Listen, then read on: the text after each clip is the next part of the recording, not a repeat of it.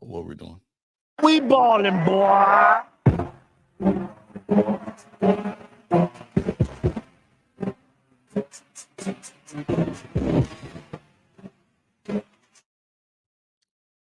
And we're live. We're actually live now. That was perfect. Wait, what? We're live. I wish they could have seen what was on the TV while I was playing. Welcome one, welcome all, welcome near, welcome far, welcome to the world's greatest sports podcast. Sure. Somebody said podcast. Yes. Wait now. I thought you were like, oh, Well, no, I wasn't recording when you played that drop now. Would you like to play it again? We good? I think so. It is. Right, There's thousands of people watching. Shoot there. And the Rocks, thousands and thousands of fans. So, guys, we've done how many weeks of college football now? Ooh. What, 5? 5 or 6? We Michigan, got my guy Georgia, Stan. Florida State, Oklahoma, Only did 4 this year? Florida State. Florida, 5. Michigan. You said Michigan? I said Michigan. Oh, Yeah, we've done 5 weeks. okay. Week 6, we cut it down this year. Week 6. Week Floating 6. by. Week 6 is here. We're down to 3 weeks until Florida State plays a football game in 15 days. 15 days. You'll be on a flight headed to Man, Ireland. listen, How you I feel will- about that? I feel good about myself. I will be in the United Kingdom, I I think. was gonna say. I actually looked that up. It's like the Great Britain, United Kingdom, and just Britain. Okay. It's very interesting how Okay. that works out. It's something. Yeah. I don't think they want to be grouped together anymore, though. I They think, don't. I don't They- think Ireland wants to be grouped with England. No, I don't think so at all. I mean, ask the IRA and, Before y'all go into a deep dive, let's introduce our guest. Breeze, would you care to introduce our guest on the couch? Listen, I'm gonna tell people, for the people who've been listening to this show for a while, I've been trying to get this man on this show.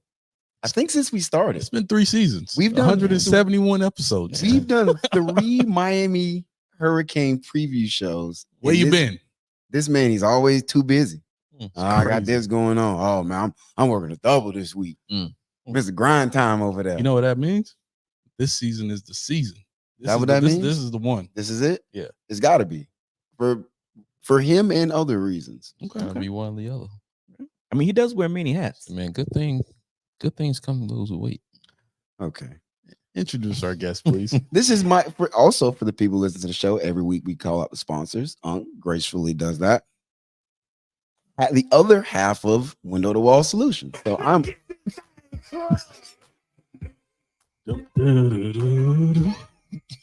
You need to grow up. We know the Wall Solution, where they build a dream home for a reality price. From the trap to the top. We him. got you. So we got He's him. we have the win all the time.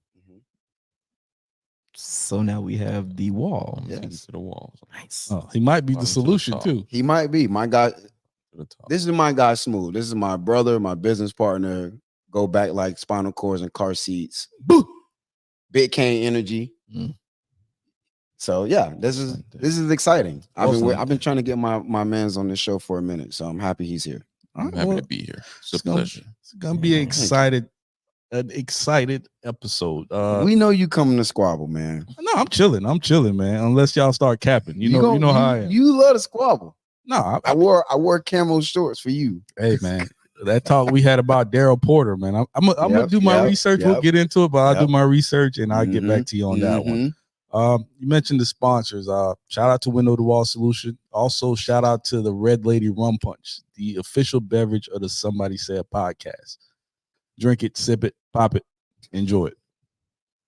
Check them out at 87 different locations from here to Georgia.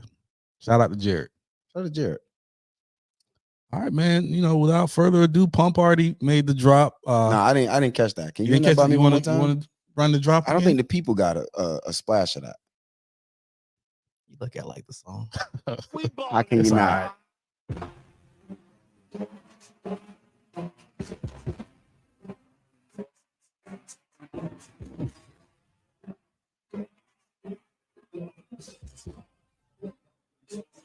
It just come up out of you.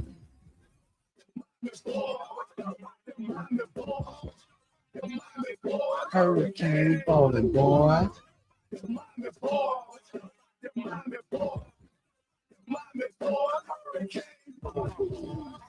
On the way to the Rose Bowl. It's no bit of game show. Number one, K-fans have some fun on the road. Roll tight, so don't try to front me. Number one offense in the country. The real hungry ballin' boy. Why the country boy stalling boy? Like at least you get it ballin' boy. By far the greatest musical output in relation to anything college football. 100%. Right? Okay. Sure. Give me that over the Michigan fight song. Come on. Why that? Well, the Michigan fight song's iconic. Trick We Daddy, talked about sure. that. Yeah, Yeah, is it? yeah. Oh, it's Trick Daddy. It is. That thing is a banger. The All fact right. that they actually had like real 2-0 E Reed, boy. the best DB boy. Knock you off your feet, boy. It's the U. Because they DB's fast. McGahee's Man, fast. McGahee's fast. He is. I'm sorry. When you mention the U, it's widely recognized and respected across the country, regardless of the state of the program. The mystique, the aura has remained for decades and will continue. But having mystique and aura don't win championships. It does not. The Canes incrementally got better last season. They won since Mario's been there. They've won 2 extra games. They went 7-6 last year. 7-5. We don't count 7-5? bowl games, remember? 7-6 as the So now referee. okay. I'll go 7-5. It happened. I'll go 7-5. It happened. Headed All right, into cool. year 3, though, Cristobal has the best roster he's had since he's been there. He's got his quarterback. He's got a wealth of receivers, a stable of running back. Probably the best offensive line in the country. And it's a 12-team playoff this year. A lot of national pundits, they've regarded Miami as one of the better teams in college, and they're expecting a lot out of them.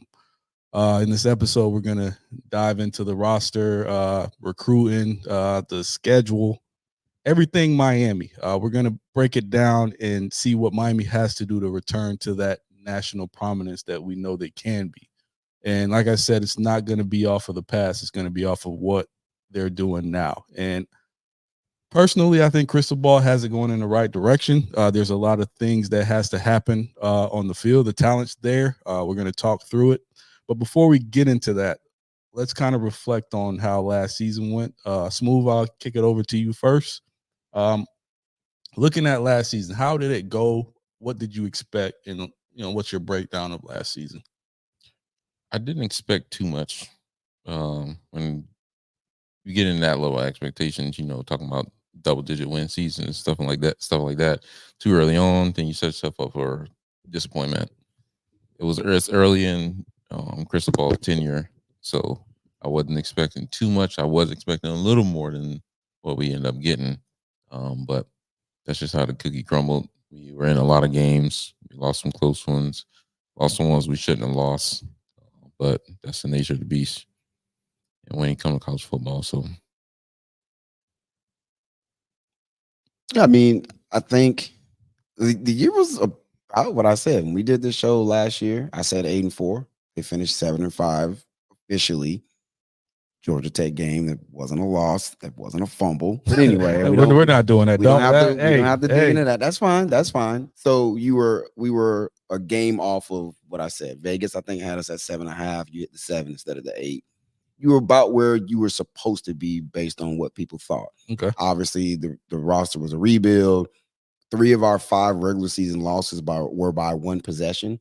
In all of those, we threw multiple interceptions. I'm sure we'll get into one of the big things that has to change from last year to this year. So you were right there, right? You were right there in almost all of your games. And I think, and the thing that comes to my mind is what you guys always say when you guys quote Bobby, right? Lose big, lose small, win big. It's a progression that takes place. And so year 1, we got blown out several times. Year 2, we have some close losses. Okay, cool. Take your lumps. Now year 3, take that next step forward. You should be winning more of those close games than losing them. So I think last year was really on schedule. And as much as a Florida State fan, I don't want to see y'all come back. When you look at what Mike Norvell has done at Florida State, it's kind of on Mario's kind of on that same path. You don't year 1, it's not going to be great, but you want to see some sort of progression in year 2. You saw that progression. Now year 3, you're not expecting them to win a national championship, but you have to see more. Yeah. So I think he's on track. opposed to Billy Napier, where he's got a losing record in Gainesville. And, I personally think he's on the hot seat. Mario is far from the hot seat because he got a little bit better last year. Now there's a lot of expectations going in. I guess I'll start out with the guy that's going to be at the helm of everything. He's one of the most sought after guys in the portal. We went after him, Cam Ward.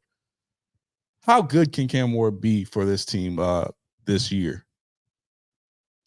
Yeah, in my opinion, he can be good as anybody in the country. Heisman? Well, that's kind of what that would entail. If you're good as any quarterback in the country, you got one of the best offensive lines in the nation sitting in front of you. You have a deep wide receiving core with some top end talent that's going to get drafted. You have a very innovative offensive coordinator who's going to spray the ball around. Now we are going to run. It is a power spread, but we're going to run the ball, but there's going to be plenty of opportunity to pass the ball, spray it around the yard, and I think we got the man to do it. He can play on script, off script. He is a little bit turnover prone, but at that fumbles, level, not interceptions, though. Turnovers is a big difference. Turnovers. Yeah, but giving the ball away is giving the ball away. Yes, yeah, but there's a difference coming from what we just came from. But he's solid, man. Solid work. We got a lot of positives going more so than any concerns on the offensive side of the ball. Do you think he's too overhyped, or is he? Because I remember, and I keep reverting back to Florida State. Y'all could slow me down, but I remember Everett Golston came in. He was super hyped and he flopped. I don't think he's Everett Golston. I'm not saying he's Everett Golston, but I'm just saying like there's a thing where you got the hype. I'm sure he's going to be in everybody's Heisman, Maxwell Award. He's supposed to lead this team to a really good season and potentially be a top NFL draft pick. Yeah. Is it too much hype to where he could perform extremely underwhelming? I do. I'm sorry. No, go ahead. I think there's a shift, right? Because you come from Washington State, where really you came from Incarnate Word. You're a 0-star recruit. Incarnate Word was the only school that offered him a full scholarship, so you took that. There's no expectations at Incarnate Word.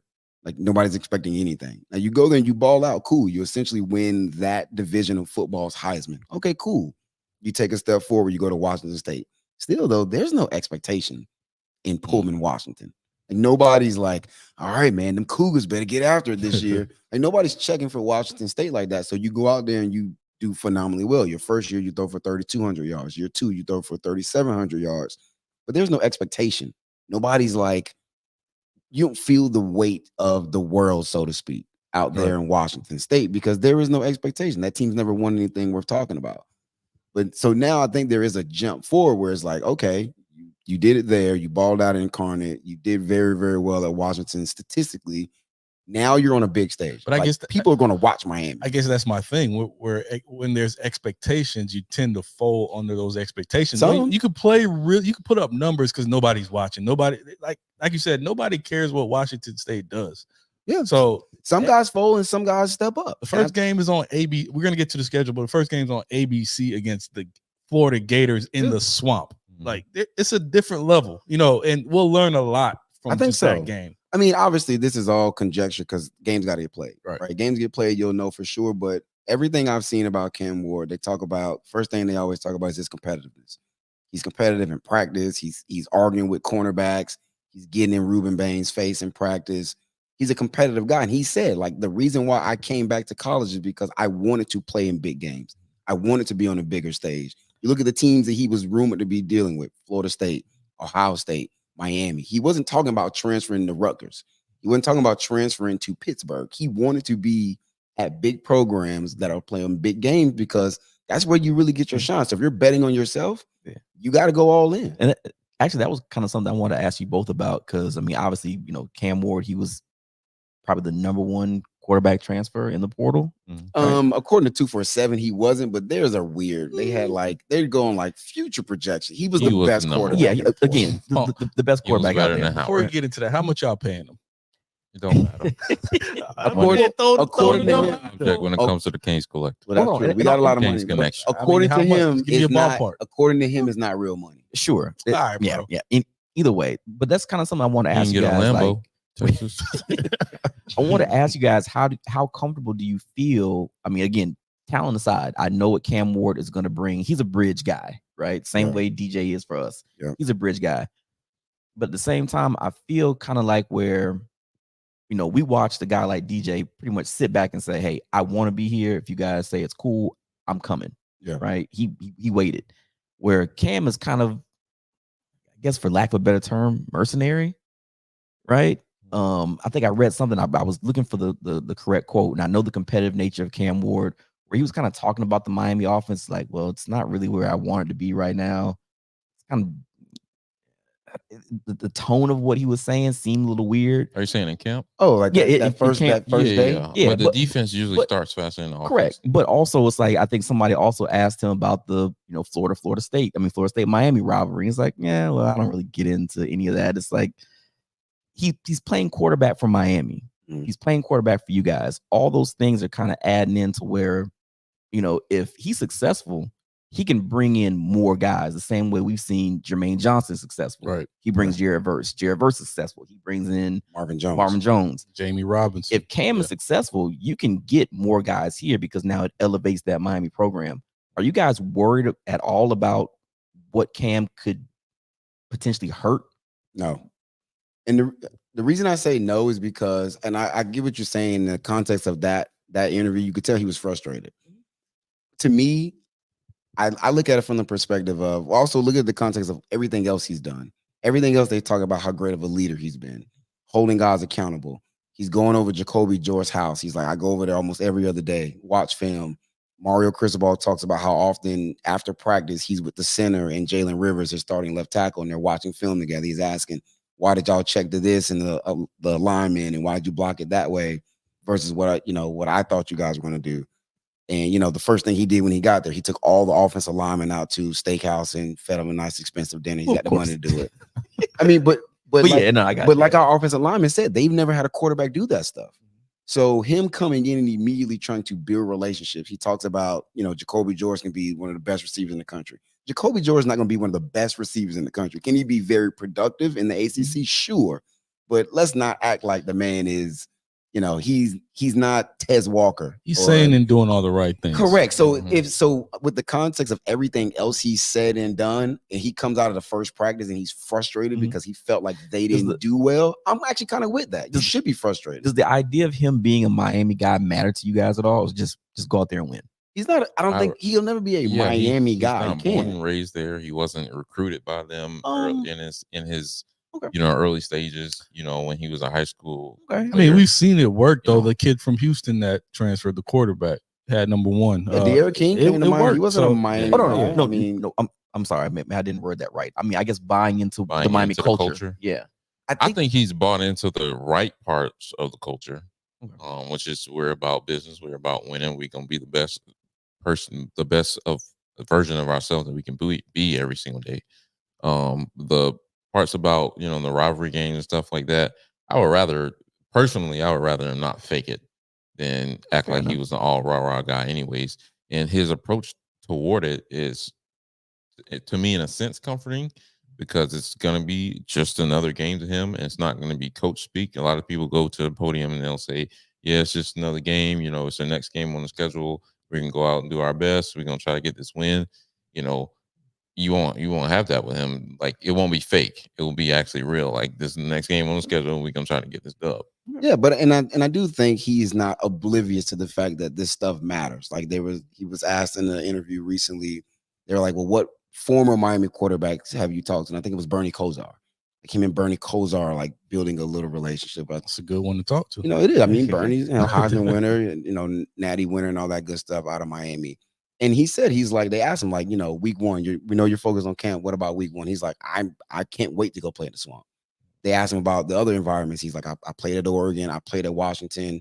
I want to go there. He's like, it was funny. Scared. He said if he could have it his way, he'd play all away games. He's like, I'd much rather shut somebody else's crowd up. All right, bro. Than play at home. And Alston Stadium, I like that Alston attitude. Stadium I ain't like no that. slouch. Huh? Alston Stadium ain't no slouch. No, The not swamp neither of ain't them. no slouch. But No, none of what I'm but saying, yeah, he's that's been kind in of an the point. environment before. Yeah, I get it. Yeah, no, I mean, and I do think he you know, you hear his story. I think he's got a great story, you know, but coming from a competitive household, his mom's an AAU basketball coach.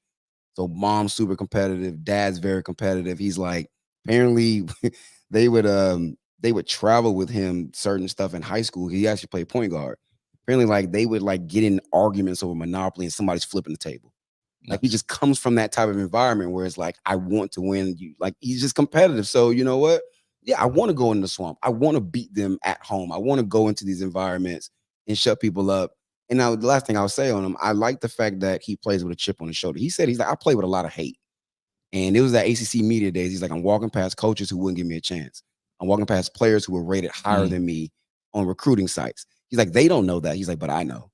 It almost kind of reminds you of like the Amon St. Rod, where he can name all 16 wide receivers that were picked ahead of him. Like Cam's like, I play with a lot of hate. He's like, it's good hate, but I play with that hate because none of them believed in me.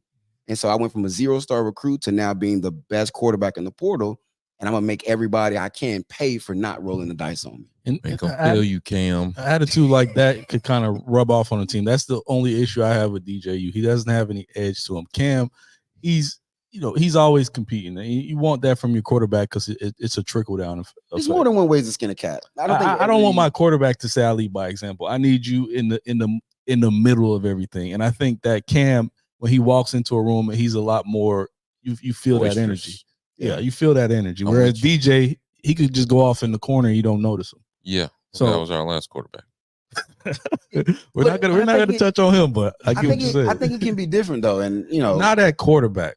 I don't know. It's I don't very think- hard I to. don't think every quarterback is a boisterous individual. Like now, But- I think when DJU speaks, I think people listen. I think DJU, and I don't want to make this about Florida State because we already did the Florida State show. I think when he speaks, they listen. They respect him. They respect his work. They respect how he carries himself. I'm cool with that. I'm also cool with and I think especially in Miami, a brash guy. We haven't had a brash quarterback in quite a while who is not going to only beat you, but then tell you about it. Yeah. I think that's very Miami traditionally when you think of, the traditional Miami personalities and attitudes. Yeah, it's never I been think a quarterback. Fits.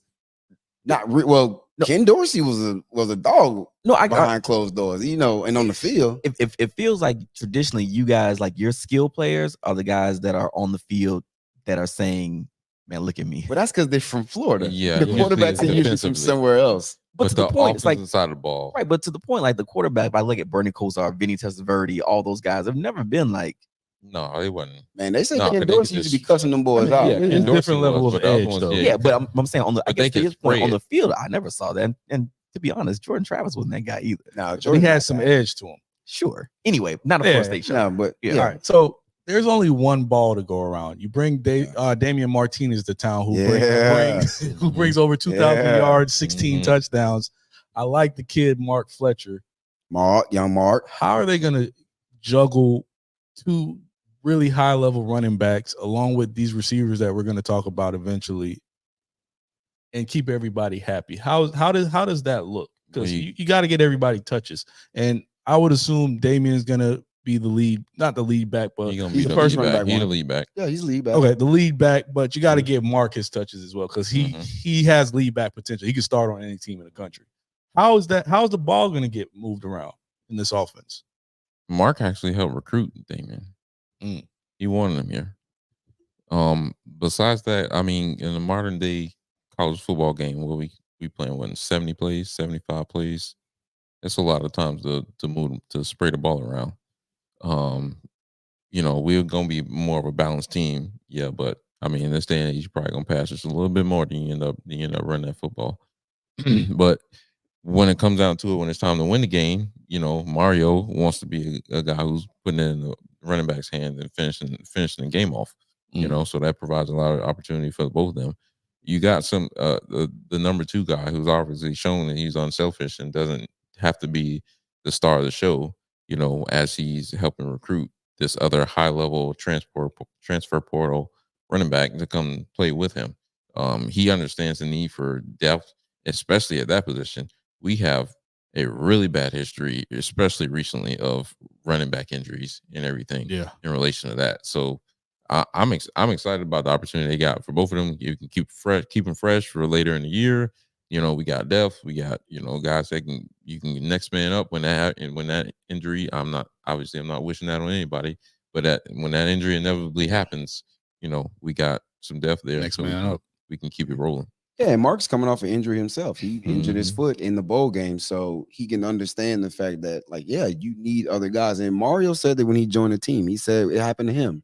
When he got recruited to Miami, I think it was Jimmy at the time. Jimmy was like, if you want to win, you need to go recruit more U's. Like, you need to go recruit other guys. Like, because, I can say as a coach, I take the lead. And he's like, but really, families, they're going to pull you to the side. They're going to ask you what it's really like. And, the old age-old saying, dogs want to play with dogs. So if I'm a Mark Fletcher and a running back where you want to keep your mileage low in college, because if you really want to get paid in the NFL and they already not paying running backs, if you can keep your mileage low, bring in another really good back so y'all can win games and everybody kind of gets their opportunities, that works out better for you in the long run. And Damian said it. He was like, Mark hit me up before I visited. Mark was already hitting him up like, hey, bro, come to Miami. That's a good point too, because they mentioned that in Hard Knocks, and when Giants were going through the draft, and they were talking about the age of a running back, and he was already in the league, but they were talking about the wear and tear he had in college, and now he's got wear and tear more within the league now, so they didn't want to go after him. So that's another smart thing from Mark's perspective to have that low mileage, like Omar was saying. That's a good move to kind of be forward thinking, because he's a NFL back and they're going to look at that history. They're kind of similar backs, though, in my opinion. Can we see maybe a Chris Johnson be the lightning to these two Thunder, or is it just going to be Thunder? I like the duplication of efforts on that one, because who's going to have to tackle both of them all game long? Yeah. Fourth quarter come around, like you've been tussling with Damian. You don't want to grapple. Bring in the 6'2", 240 back. Now, I do, and Shannon Dawson, the offensive coordinator, was asked about this the other day. He was like, how do you get Chris Johnson on the field? And he's like, he'll play because he has abilities. And I think the opportunity for him is the Brashard Smith role from last year, where you're more like a gadget guy. He had him returning kicks. He probably won't return punts, but on kick return, you'll bring him in. Maybe you give him some screens. You can give him a couple of handoffs. Wheel routes. We just had the Clemson game on. He broke the big run for the first touchdown in the Clemson game, 80-yard touchdown. But he can't be your every down back. He's the every now and then back you put him in. But he's running fourth behind AJ Allen, who is completely different than Damian and Mark. So I like the fact that there's versatility of style in the running back room, but your first two are big bruising backs that will wear teams down behind a really, really big offensive line. And I was just going to get to that offensive line. It's going to make it real easy to run the football. I think this offensive line could win the Joe Moore Award. I think they're good enough to do it. I feel like that award is for more traditionally the Wisconsins, the Wisconsin, Michigan, that type of. What do you think is missing from this offensive line? I think one of the things, maybe if the offense is as productive as we hope it could be, the offense was top 25 in total offense last year. If you get up in that top 10 range, maybe, I think it's kind of hard to get that kind of shine from an offensive line perspective. And let's be honest, college awards a lot are about name and who's hype and stuff like that. I don't know if Miami will have the hype to do that. I do think there is some potential to continue to get better. I think there are a couple of guys who are playing in spots where they go to the league, they probably won't play that spot. So Jalen Rivers is a really, really good left tackle. Really, really good college left tackle. His stats were fantastic last year.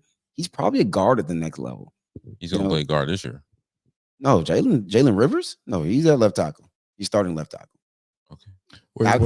Alex already shut that down. Where's Pancake playing at? Pancake is fighting for the left guard spot. Okay. He's that is one of the few position battles in camp this year. You've got Samson Okunlola battling Matthew McCoy for left guard. I think the line is set as far as like the whole right, the center to the right, and Jalen Rivers at left tackle. I think the only spot up for grabs is left guard, and it's either Samson Okunlola or Matthew McCoy. Huh? Yeah, Pancake's there. Well, Matt McCoy was the first left guard to come out day one in camp. And they've been flipping back and forth. He's going to have to earn it. Pancake's going to get that. Think so? Carpenter, yeah. Okay. And Carpenter at center. Inez. Coop Coop at right guard. Right guard. Francis at right tackle. And a lot of people say Francis won't be a tackle at the next level. A lot of people think his He future's gonna at go guard. guard, So there Either are way, it's a some- damn good O line. Oh, the offensive line is Yeah. super wealth of good, talent. super good, very big, very athletic. The Bruce Feldman's freak list came out, I think today or yesterday. Francis is on that list. Y'all actually had a few guys on that list too. I don't know if y'all seen it. We had our D tackle, Daryl Jackson was Daryl on Jackson. So, there's a lot of talent on this offensive line. I think more importantly, there's a lot of quality depth that we haven't had before. The 6th, 7th, and 8th guy, you feel good about him. What is it? That competitive depth. You've been saying it for weeks. That's Don't been forget Frank. about Shout out to Markel Frank. Bell. Frank, Frank is the one that's always been saying that. You got to have that competitive depth. But Don't forget about Markel Bell. You got Markel Bell, 6'9" JUCO transfer. So, but the fact that Samson Okunlola is having to fight for that left guard spot, you're a 5-star offensive line recruit. That's what you want, though. That builds championship teams. Exactly. You shouldn't walk in the door and just be given starting jobs. Like, you should still have to earn it. Matthew McCoy, I think, was a 3-star, but he's been developing. He's just as big as you. He puts in the work just like you do. You got to go earn it. So I like the fact that the offensive line has gotten to the point where, yeah, bro, like, you're not just walking in the door and taking jobs. Like, you got to come earn them. So the fact that Samson hasn't just walked into a job, I think is a good thing. Another competitive room is that wide receiver room. Xavier Restrepo. X. He's 52 catches away from being the all-time leading reception. He's gonna break that. Do you think he's breaking it this year? For sure, barring injury. Yeah, he's definitely breaking that.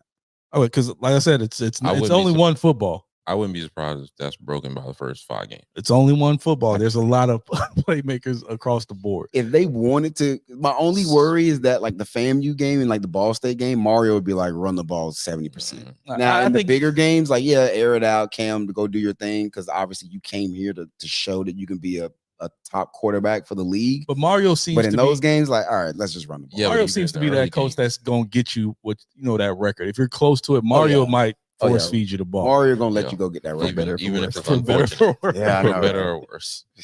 So no, I think X will break that record. I think X can actually duplicate his 1,000 yards. I think it could look different. It won't feel as forced. I know the fan base was very frustrated last year. They felt like Tyler literally would not throw the ball to anybody else, which isn't true because Jacoby George went for 800 himself. So he had to be throwing the ball to somebody else. But I think X could duplicate that 1,000 yards. He certainly breaks that record. And I think it's deserved.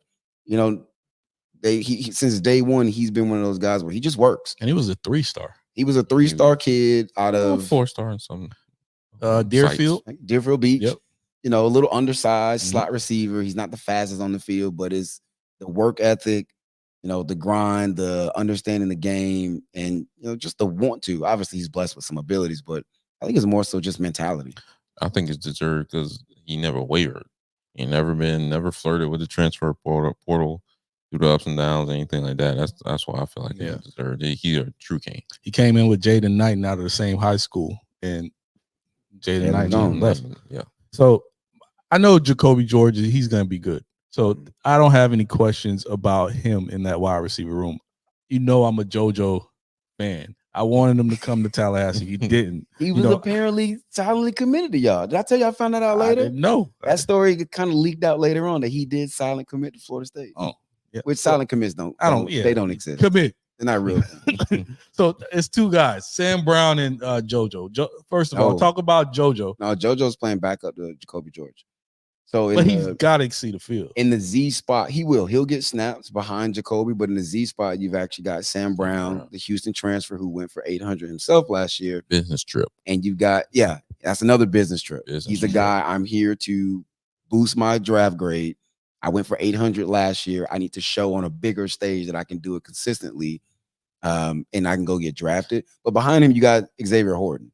So Zay Horton has been in the system 3 years now. Zay was a former 4-star recruit, 6'2", 6'3", probably the biggest receiver we got on the team. 200. So he's battling with Sam Brown for that. I want to say is probably the Z spot because Jacoby's an X. So battling for that Z spot. But JoJo will see the field. They say JoJo, he's just a playmaker. He just catches everything. Yeah, he catches everything. Like, it's crazy thinking about JoJo. Like, he would have been a 5-star if Jeremiah Smith, just a freak of nature, wasn't also on that team. You know, I feel like he's gonna be like a little bit more talented and athletically gifted, Leonard Hankerson. Oh, I thought you was about to compare him to We're Jeremiah. about to kick you out. No, Like, no. get this man off the pod. How would I Hey, make a man. comparison to this dude? Hey, He ain't even done Jeremiah nothing. Smith is 101. No, Yeah. I would actually say like a more athletic Allen Hurns.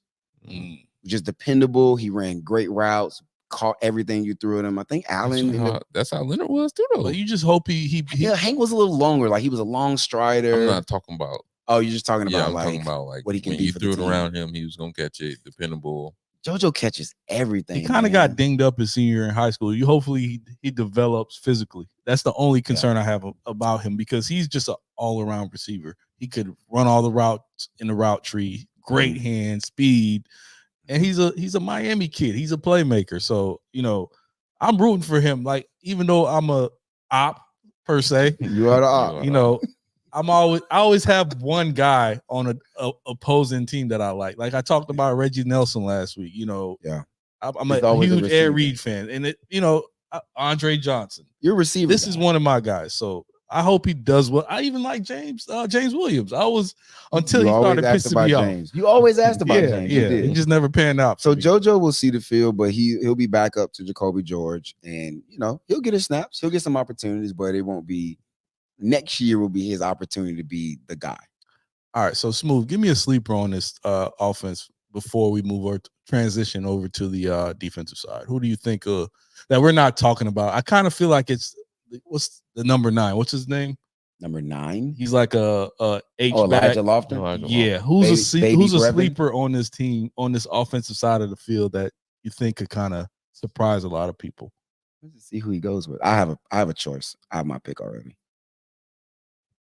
I don't know if this guy's much of a sleeper, but I'm expecting a big season from Arroyo. Elijah Arroyo. It's tight end. That's what I was gonna say. It's tight end. You. I'm expecting a big season from him. Long, athletic, great speed, matchup nightmare. The modern day tight end. It's one ball, man. Yes, you know it's what? a matchup based thing. Yeah. You know what is crazy? I think about this conversation we were having last year about Florida State going into the year. And there's a certain saying you always say, and a lot of people say it: pick your poison. Right? It was like, all right, cool. You want to double Keon? Then we'll throw to Johnny. Oh, you want to double Johnny? Then we'll give it to Jaheim Bell. Oh, you're gonna open up and Trey spread out the Benson. defense. We'll just give it to Trey Benson. We have a trade. and then Lawrence Torfili comes in and takes a jet sweep or something like that. And it is a bevy of weapons. More specifically, I think the thing that makes me the most excited is that it's all proven production at the power level. We're not hoping guys take steps. As Miami fans, like we've gone through the years. Well, if he just takes that next step, well, if he showed he could do it, like just be consistent. Like how many times have we said that? Come on, Stacey Coley, stop getting hurt. Yeah, like and now Shout out to Stacey though. Shout shout out. out to Stacey Coley. But I'm not asking guys to be anything they haven't been. Cam, just be the same Cam you've been. You don't have to be any better as far as me from a Miami fan perspective. Just be the same Cam you've been. Damian Martinez, you ran for 1,100 yards. Just be that guy. I don't need you to be anything extra. It's kind of like be him. It's kind of like the Lakers. When you come to the Lakers, you're not the same person. Hopefully, it's not that way. Because you hope not. Hopefully, it's more like the Lightning, where you come in. Hey, this is how we play good ball. We're going to be successful. Everybody will eat. Fall in place. Just find your niche. We'll all be fine. But I think going back to what we said about Cam, having that big personality in the room to check people.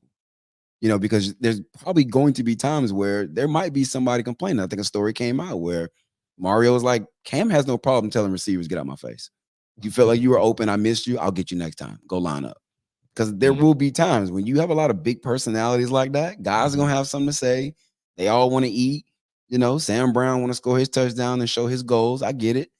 But everybody's gotta wait their turn and, let this thing just cook, because I think that could be the biggest hurdle for this offense of the self-implosion, which that's very Miami. On paper, this is the best offense since when? 2015. I think 2015. Who's on that team? Philip Dorsett, who's a first-round pick. You had Stephen Morris at quarterback. We had 3 of those offensive linemen get drafted. Eric Flowers Herb was Waters. a first round pick. Herb Water was on that team, I think, Cooper. 2015. Um, Greg was gone no, already. Greg was Oh, no. gone. Greg that was left the like year B. 2013. That was like a year B.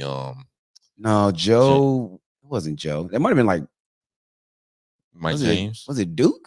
Duke was there with Stemo. Duke, yeah, Johnson. Duke No. Johnson. Like Duke Yeah, Johnson, yeah. Philip Dorsett, Herb Waters, Stephen Morris. You had Eric Flowers on that offensive line. You had McDermott, who ended up, I think he might still Doing be real in the well league. in the league. Yeah, McDermott's still in the league. So probably the Feliciano. best. Yeah, John Feliciano, who got drafted. Probably the best offense since like 2015. That was a good squad. Was that the Florida year? Huh? That wasn't the Florida to win. The 17 to 14. 17-14 Florida. No, because the last time we beat them was 21-16. That was like 2018. 21-16. That's what it was. Yeah. You said 2015? I think it was like 2015. What you got there, am stat I man? remembering that wrong? I'm looking at. Oh no, Brad Carr was a sophomore. Who said the Stephen Morris. Man, y'all had some crazy people just as freshmen on that team. The Joker was a freshman on that team. Braxton Oh, Berrios was David. a sophomore on that team. Braxton. Gus Edwards. Oh, get him, Gus. Hey man, the Gus bus. Get on the bus. Get him, Gus was a junior on that Not the team. Gus Who? bus. Gus Edwards. Who would you pick? Oh. X or Braxton Berrios? He's about to break a record.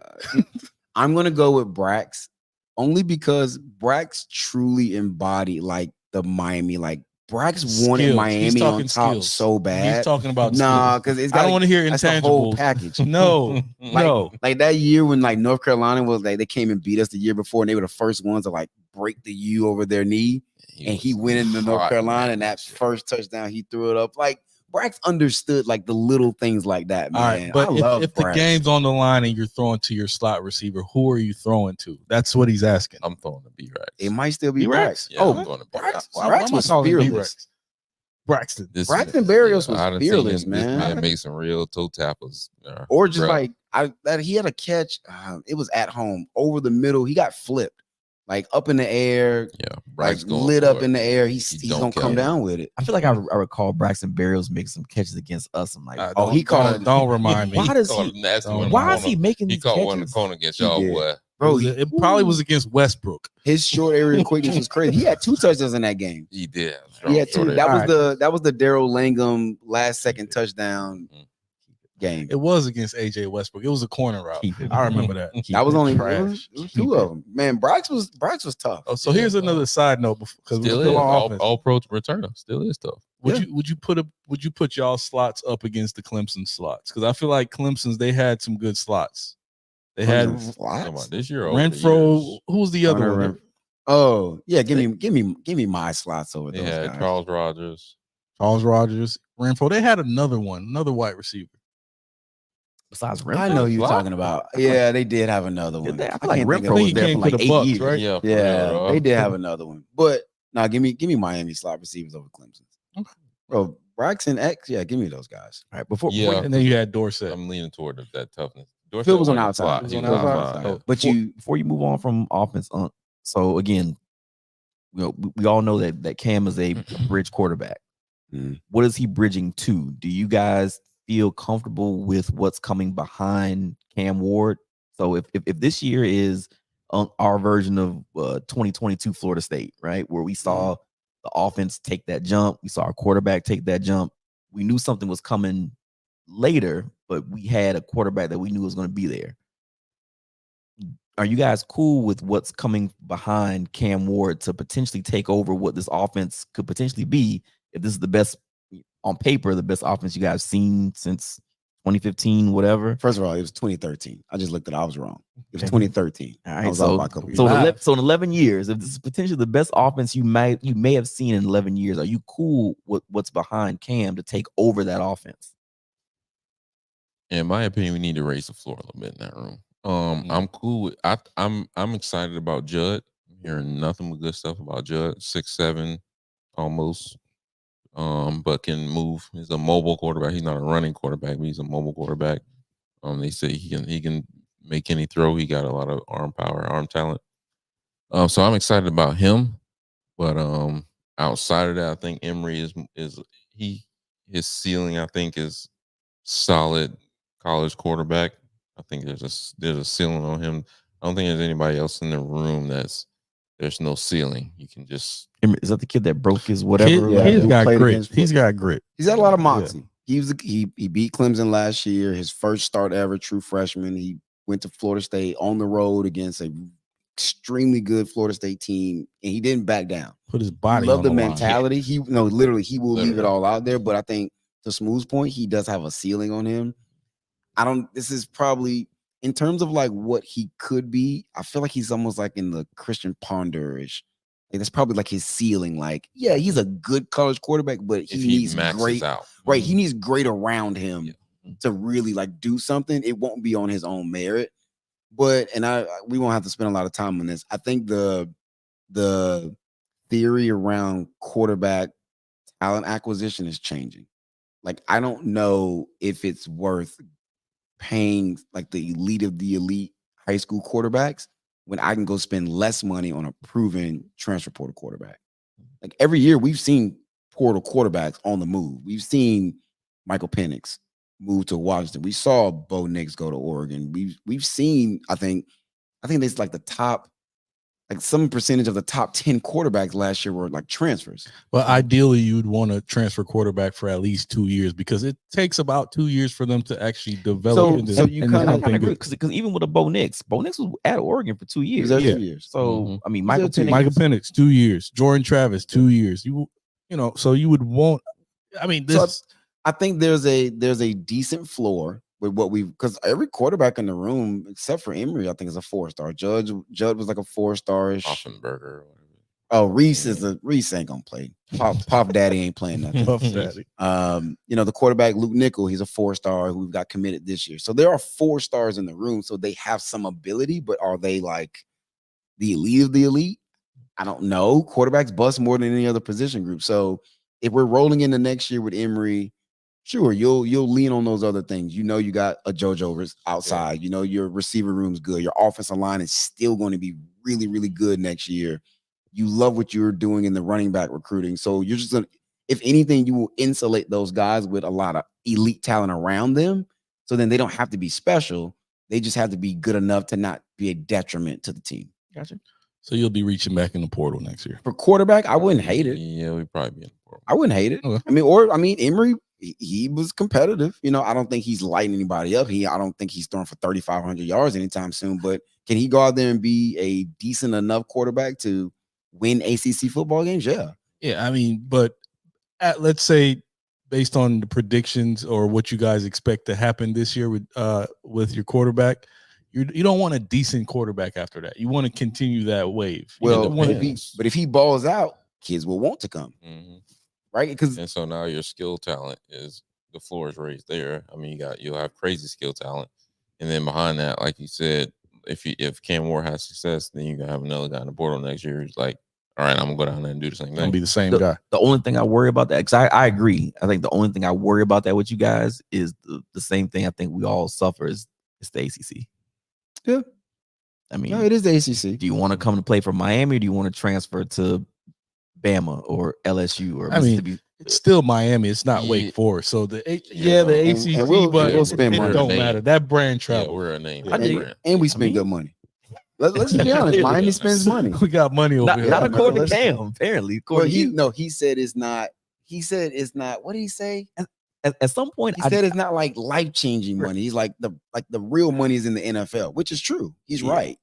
So he's $8 million. That's a question I want to ask you guys later. We can talk about how much y'all paid, but I do want to ask about like that. 3 or 4. I'm thinking like 1.5, maybe 2. Yeah, I want to ask you guys about that. I mean, I don't want to harp on offense forever. I'll ask you guys about that later. But part of what makes this season such a big deal is because if Cam does hit, it's a proof of concept. Mm-hmm. Right now, it becomes much easier to attract that talent. It's kind of to the point you made earlier, Pump, right? Where Jermaine Johnson happens. Now Jared Verse is like, oh, I can go do that at Florida State.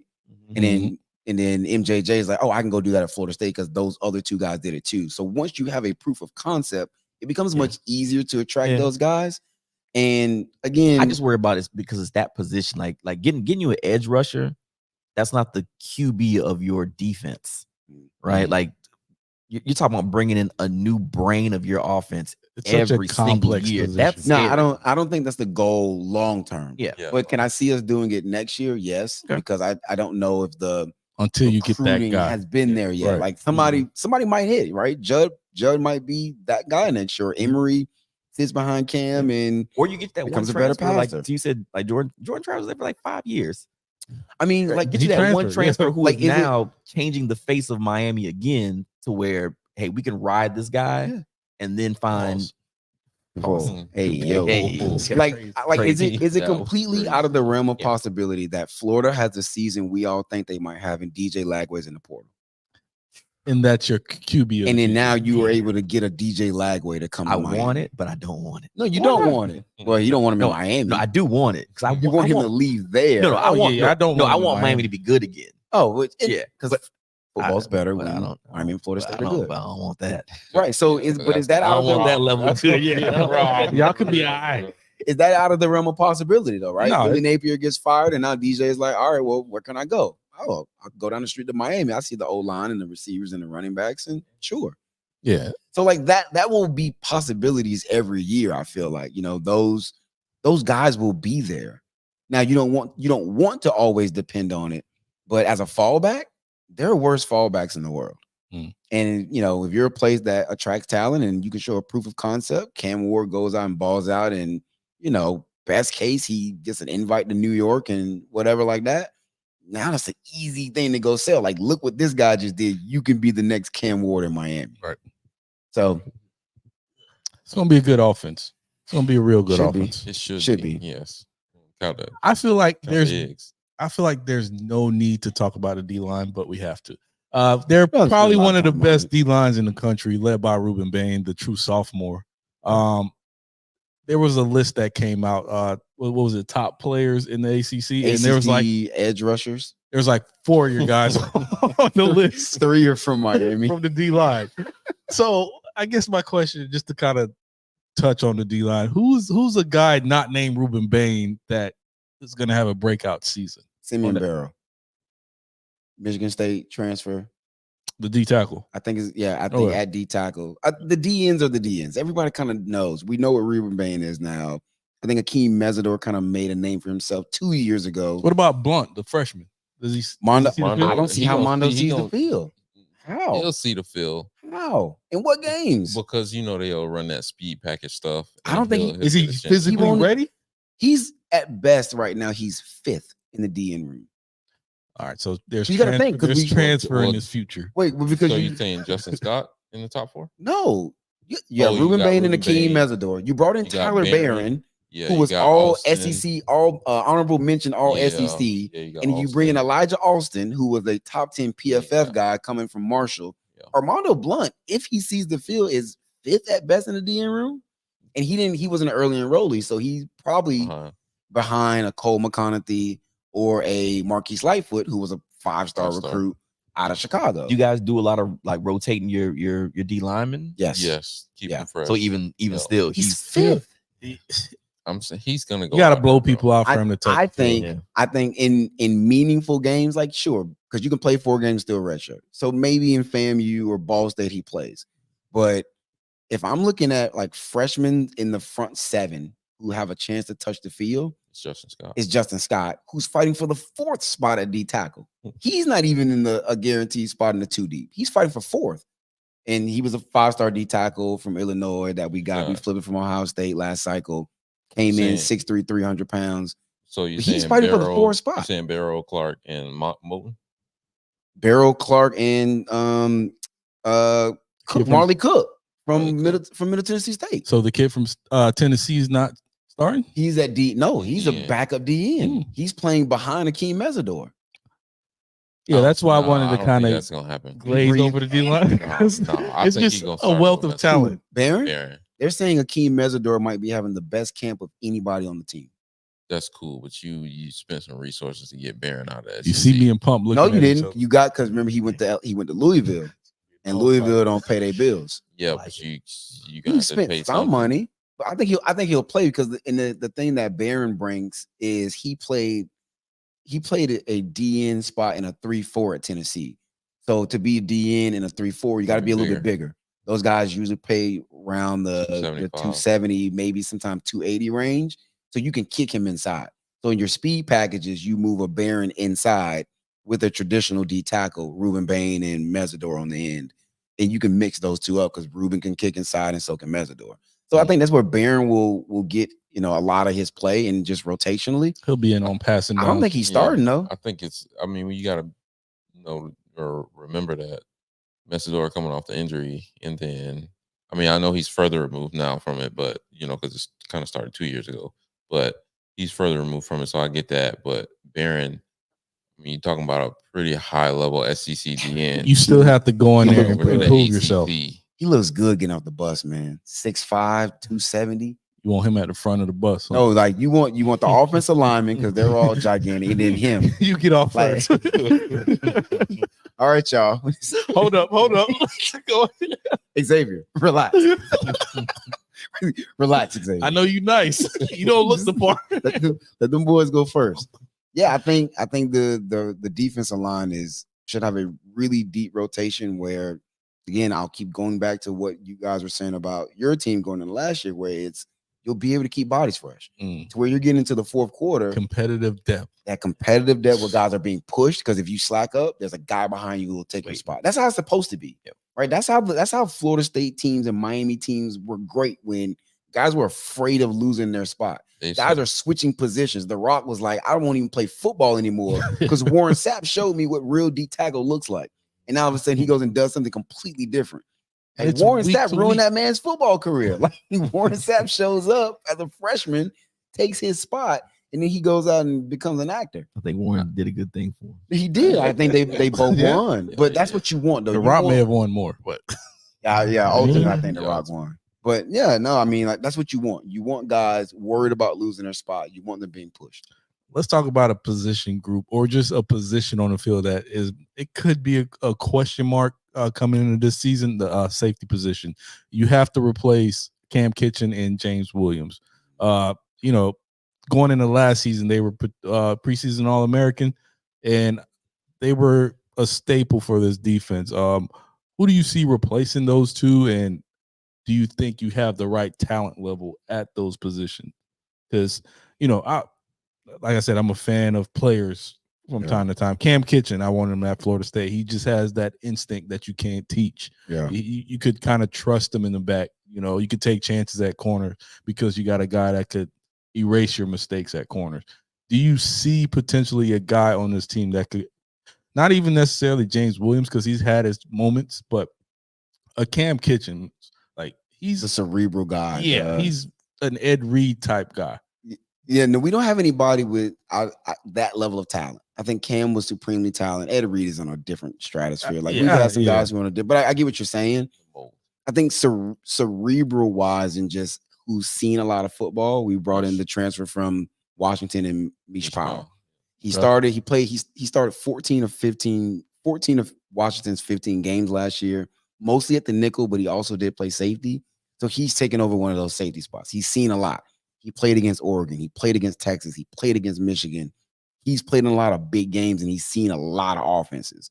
So he won't be rattled by big environments. He won't be easily confused by route concepts and what teams want to do to him because he's been around. I think he was at Washington 3 seasons. And then now he's in his 4th year. He comes to Miami with that experience that he got being on those Washington teams the past couple of years. So he'll take over one of those safety spots. We know who's starting next to him. Smooth feels better about the guy starting next to him than I do. It's but I'll let you. I don't think it's questionable. Just because you're gonna have a drop off in athletic ability, but you're gonna have an improvement on somebody who's faster. Gonna keep things. Okay, but like, with speed, he is faster than him. Yeah, but like James got range. I got you. So, but I think you're picking up something in somebody who's gonna more so do his job, which will keep us in a more complete defense, or there's not as many holes given up. Yeah, we talked about it off air. The mental part of it, is he more mentally there in terms of just the knowledge of the game than James was? Because James see ball, get ball. Yeah, this is real caveman. Yeah. See ball, get ball, which is fine. It's a reverse. Ball right over the top. Ball right over the top. Or Cam, who he would be too smart for his own good sometimes. And he gambled on stuff. But he was good. He had the ability to do it. He was right more than he was wrong. But when he was wrong, it was like, So you lose a little bit. I think Mish is a smart guy in general. Is he a senior? Yeah, he's a senior. 6'1", 200 pounds. And then on top of that, like you were mentioning, he's seen a lot of ball and stuff like that. So I think we'll have some drop off in, like, I think he's probably less of a ball hawk than Cam was. You're not gonna get after that ball like Cam used to. But you kind of got a player of that mold or whatever. So you have some drop off there. But like I said, I think the increase in production, I feel like that Jaden can have, being that he's going to be a more do your job, keep the defense on schedule, and not put them in a bad position as much as James did. I think we'll be all right. But it's like, think of it like a game manager quarterback. He won't go win you the game, but he probably ain't gonna lose you the game either. Yeah, sometimes a ball hawk could bite you in the butt, like a gunslinger. Correct. Jameis is a gunslinger. He gonna throw you 30 touchdowns, but he gonna throw you 30 picks. That boy Jay Boo. Cam will take his chances, but he'll give up, some big plays. So it might not be a bad thing. The depth isn't there at all. Behind them, it's we got a real good future guy in Saquon Patterson. I like that kid. Like that. Out of Chaminade. I think we're undersized with some guys. I think some other guys would have to play well above what you'd even expect from them, well above their ceiling. They had to play out of their minds. So, but then when you couple that with a really elite defensive line, correct, they can make you play better because quarterbacks aren't going to have the time to go through reads. You don't have to cover for that long. Yeah, man. I hear somebody. No, it's true. If you have an elite front seven, because I think our linebackers are also really, really good. I feel very good about the linebackers. Is Wesley Bassane, has he taken a step? Oh, yeah. Because Kiko, who will wear the number 1, first player on defense to wear number 1 since Mario's gotten there, he was out in the spring. Doesn't give it out lightly. Yeah, he's a big deal. We talked about that last week with Florida. Mario is actually letting 2 guys wear number 1 this year, which is the first time since he's been there. But Kiko, the linebacker who's wearing it, was out in the spring. So Wesley was like the senior guy in the room. He had to step up. So Wesley, second year as a full-time starter. He's gotten a little bit bigger. He's up to 225 pounds because, those down south defensive guys, they're always a little leaner than you want them to be to play down to down in Power 4 football. Wesley's up to 225 pounds. Love what Kiko can do. He's an 80 tackle guy. I think double-digit tackles for loss or somewhere 18, up there.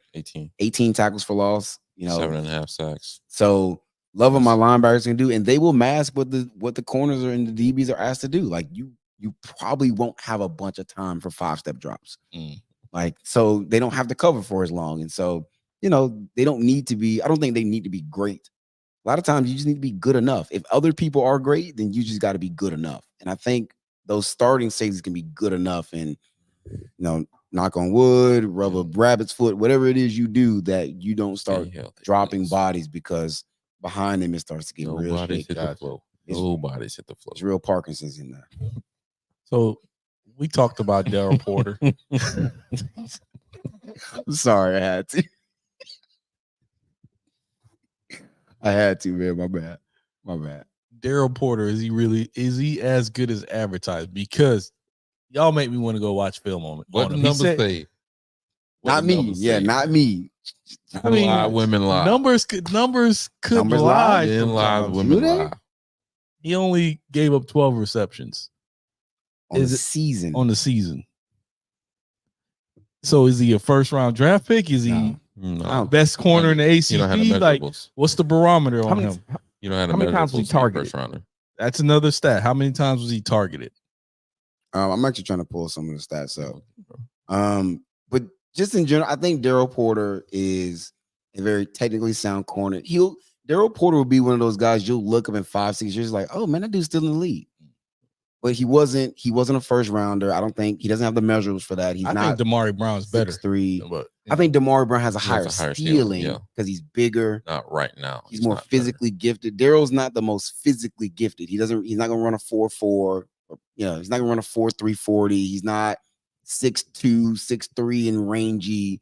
So no, he won't be a first round pick, but he'll be one of those guys where you're looking like, oh, that dude's like still in the league. Like I think it was a stat this past year of DB snaps in the league, and Miami was like top 5. It's like, what Miami DBs are still in the league? And you start looking like, oh, that dude's still around. That dude's still around. He'll be one of those where it's like, yo, that dude's still in the league, but he won't be like a household name. No, Gotcha. The way you describe him reminds me of like Charles Tillman. That's a good. Like he played DB for the Bears for years. Yeah. Like you just punch the ball. Besides that, peanut punch. I mean, what else did he do? Maybe a little less of a name than Charles Tillman. But that's the only thing you remember Charles Tillman for. Peanut. I mean, he was Charles Tillman wasn't a name. Peanut was a name. That was a name, bro. He has a move. But that's the only one thing you know him. I get that. Is he a Hall of Famer? The peanut punch. He should be. He should be. I think he should be. For what he did. I think you're giving Daryl, and you know who I'm riding with, but you're giving Daryl too much credit. Only thing would you I wouldn't say Peanut Tillman. Is he like a Brian Kelly with the Bucks?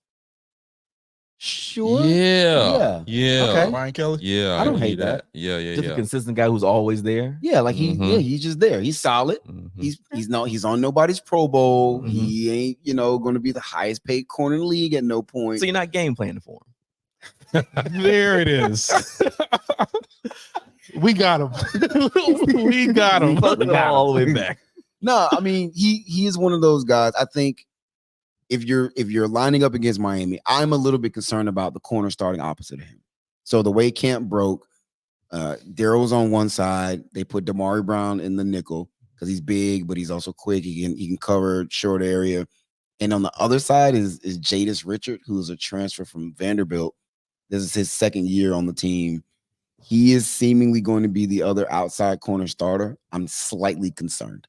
So when they got him, he was a developer. Actually, no, I'm just concerned. When they got him, the other outside corner. Yeah, he's going to be cornerback number 2. So where's Damari Brown in the slot? In the slot. They moved Damar to the slot. Now, if we go to a 2 cornerback set, you'll probably see Damari step back outside. Like Jadis is coming off the field before Damari. Would you play Zaquan more as a corner in his freshman year? Because he has the ability. I think he could play that star-ish sometimes. Because you have to put him on the field. Maybe later in the year. He'll get his chances to be on the field. He will. He'll get snaps. We run out a lot of DBs. He will play, but I don't want to give Zay too much too soon. Now, I think Zay is a Cam Kitchens like 2.0. Like I think he's a lot like Cam Kitchens. Like they just understand football. They're not the most physically gifted. They're not going to be the fastest. They're certainly not the biggest. They're not the strongest. They just understand football. And they just know where to be. They're always around the ball, very instinctive. Who was the safety before Cam went to the Bills? Why am I blanking on his name? Jaquan Johnson, like that same thing. Maybe a little undersized. Again, 40 times not gonna blow you away. You talk about a guy who's just where he needs to be. I think that's Zaquan is of that mold, but I don't want to have to force him into doing too much too soon. That's why you bring in a Michelle Powell, to where Zay can sit behind a more veteran guy, watch, learn, and then next year, as a true sophomore, we're looking at you to maybe be a starter. But don't give him too much too soon. All right. So, Pump, you got anything on the D? Pause. Hey, yo. At that point, no. That's crazy. Is this camera on me? Man, listen, hey. Is this camera? You know what I mean? Bro, that's insane, bro. I don't got nothing. I got nothing on the defense. D. That's wild. So before we get it, because I want to kind of touch on recruiting briefly, and jump into the schedule. But before we do that, who's a sleeper we need to look out for on his defense? Sleeper on defense.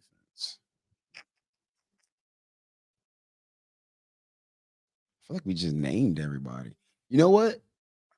A guy who nobody's going to talk about, and his stats will not be crazy because he's in a rotational role, but I think he's going to be important for this team, Jalen Alderman, who was a starting linebacker for Louisville last year. Oh, yeah. Transfer. He started at Louisville. He's not going to be a backup for us this season. He's a Miami kid, right? Jalen from Miami? I'm not sure. I believe so. I don't know. But he's going to play a lot of snaps. So last year, that was the Corey Flagg role, and Corey Flagg was just physically limited. But Jalen Alderman is a more physically gifted guy. Again, he started double-digit games for Louisville. His time up there, he's played a lot of football. He'll be that third linebacker, and I think he's going to be very important because same thing. You want to be able to rotate. You want to be able to move guys in and out. So you can put him in Wesley's spot. You can put him in Kiko's spot in moments, or in spots. He'll play a lot of snaps. He, again, will not be a top draft pick by any means. I think he's going to be very important for what we want to do on defense. And there was a time last year where we went to a 3-3 stack defense because we had so many injuries on the defensive line. We won't have to do that. But if, let's say, there's a matchup where you want to do that, you feel much better doing it with a Jalen Alderman coming in as your third linebacker than probably how you felt last year. Smooth, we got one. I would have to concur. I mean, everybody else we kind of already went with, and we noticed. I don't see anybody breaking out. I'm going with Zay the Quan. starters is Zay's like your new Quan, guy. yeah. He's your new, like. I feel like he's not going to play like a freshman. And you just give him an inch, he might take a mile. You give him some opportunity, and he's flashing where you can't keep him off the field. That'd be nice. I sound like a Miami fan. No, listen, there's room on the bandwagon. Get in now. You know what I'm saying? Listen, but I know the Florida State roster. It's a mutual as respect. much as you don't want to say it, like we watch each other's team and we know players. Like you talked about Dalvin like glowingly, like still do. He's just that guy. But I hated every inch of Dalvin until Pause. Crazy, bro. I said I hated it though. Oh man. Shout out to Jack Jean in the comments. Shout out to Jack Jean watch. He said DP is the truth. He said we sleep on DP. He gonna show y'all. I gotta watch the tape, man. Don't sleep on the DP. But look, when the Vikings turned in that card, that was crazy. On DP was crazy. That's crazy. That's the title. Nah, that's not the title. I don't know where I was going. I don't know either. Recruiting. Oh yeah. Breeze, I know you're heavy in recruiting. You Smooth, I don't know how heavy you get into recruiting, but this guy's on it. How you feel? I'm gonna ask you the same thing I asked Frank last week. How do you feel about the state of recruiting? Is it to a point where the transfer portal has kind of made up for the lack thereof, or is it not as serious as it used to be? Because let's be honest, Cristobal, he's an elite level recruiter. He's out recruited Mike Norvell and Billy every year he's been at Miami. But conversely, you lose Jaleel Skinner, one of the top recruits in one of his recruiting class. You lose first class. You lose a Trayvon Citizen. So as much as he's bringing them in, they're also headed out. So are you that concerned about high school recruiting, or are you do you care as much as you used to? I think it's still important. I actually have been thinking about writing an article on this. I believe it's the inverse of what you've been saying, Pump. I've been thinking about this more often, that the portal increases your ceiling, but your recruiting determines your floor. Like we talk about some of the guys who've come in who are going to play a lot of minutes as transfers. But, those injuries happen. Right now, your third, fourth, fifth guy can't all be transfers, right? If you're bringing in that many transfers, you're doing something wrong. So then that third, fourth, fifth guy, those are guys that you recruited. So your floor is determined by your recruiting, and then you add in portal guys to raise your ceiling. Mm-hmm. And so I think recruiting is still going to be very important. And Mario cares a lot about recruiting. He's one of you will not get hired on his staff if you don't recruit hard. He low-key kind of just pushed out the DB. He pushed out last year's DB coach who didn't love recruiting. He didn't care. He didn't love it. And if you don't recruit, Mario won't keep you on staff. Somebody do that with Randy Shannon. Hey, I told y'all about Randy. Yeah, Randy told y'all about Randy. But honestly, told y'all about I'm not Randy. gonna do that. But honestly, to your point, I remember JC said something about that. I think last year, where again we were talking about some of the guys that we brought in, and they weren't just 1 year rentals. Right, Trey Benson, Jay Reverse, Johnny Wilson, all these guys were 2-year guys. Yeah, and in all honesty, if you think about college football, if you redshirt your first year, really you only get 2 years out of a guy. So you're getting the same, same thing, but it's just he happened to transfer to you. But what did he bring to the table, or what can he bring to where now all of a sudden you get the development out of the guy? Maybe he wasn't something where he came from. Now he comes here. oh shoot, I can come to Miami for this position, and now all of a sudden it's a turnstile. And then when you look at recruiting, like when you get these recruits in, on average, how many years does it take to develop them? At least 2 years. So you could get that out of a transfer guy if you bring him in for 2 years. You're getting the same amount of years technically, because normally most recruits don't start until their junior year. If you look at if the team unless is it's layered right, unless you're really that guy, right. So you could get the same results out of the transfer, but like you said, you got to kind of layer it the right way. You don't want to be top heavy on transfers. Yeah, and I think Mario's philosophy is you want to be picking your spots. Like next year, we should not need a transfer for offensive line. The way we attack offensive line recruiting, we won't need a transfer for the offensive line. We won't need a transfer for defensive end next year. Unless there's just a guy who's just super good. He's like, he's a baller, bring him in. There won't be a need for it. I think for everybody, the bar is like either old Alabama or current Georgia, where if you lose some of these guys, like, okay. Yeah. Because I've got these other guys behind me. Because you've been recruiting it so well. But then you bring in guys in spots. Georgia brought in a receiver from over here. They took a receiver from us. A corner over there. They brought in ETN, right? Right. They bring in a running back. But the majority of that team are Georgia recruits. That's kind of how I think Mario wants to do it. That's how you got to look at it, too. I mean, if you look at all the teams that's been winning the national title over the past few years, they've been in top 5 consistently every year in high school recruiting. It all starts there. Yep. All right. Well, it's that time of show where we break down the schedule. We start talking predictions. This is where the capping starts. So is it? A lot of capping happens in this portion of the show. Yes, it does. Listen, that must have been a previous episode.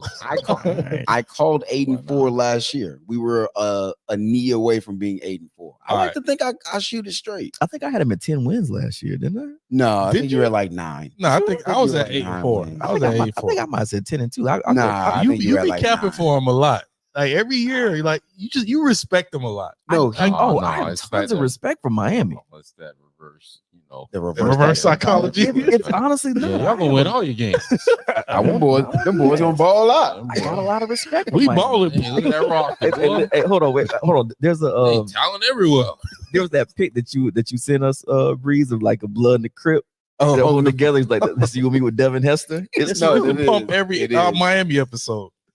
Listen, because pump like I understand college football is better when the Miami Florida State rivalry is worth something. There's nothing bigger. I know people in the Midwest gonna say the game is it, and people in the Deep South will say the Iron Bowl. I'm not trying to hear that, because there were double-digit year stretches where the winner of Miami and Florida State was probably playing for a natty. Like Auburn, flash in the pan every decade. Yeah, it's been a lot of Alabama, sure. But like, bro, like 80s, starting in the 70s, 80s, Florida State was the team of the 90s. If you go to high level Florida football. If you go to California, UCLA and USC mean something.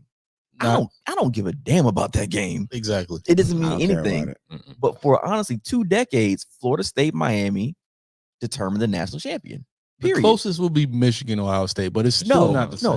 But Michigan was down for how long? Yeah, I'm saying I'm with y'all, but it's still not the same. There are so many teams in the late 80s, early 90s for Florida State that didn't win because we lost that game to Miami. Those are national championship teams. It keeps you out of the natty. Yeah. Or if you win it, you can go play for a natty. Like Miami kept Florida State from so many national championships, and they went on to win it. Yeah. That game mattered so much that when they fell off. So I think we both wanted to go. We wanted to go back to. I'm good. I wanted to go back to that. I'm good on that. I don't know if Miami is quote unquote great again, and Florida State isn't a problem on the schedule. Like that's supposed to. Yeah, it doesn't feel the same.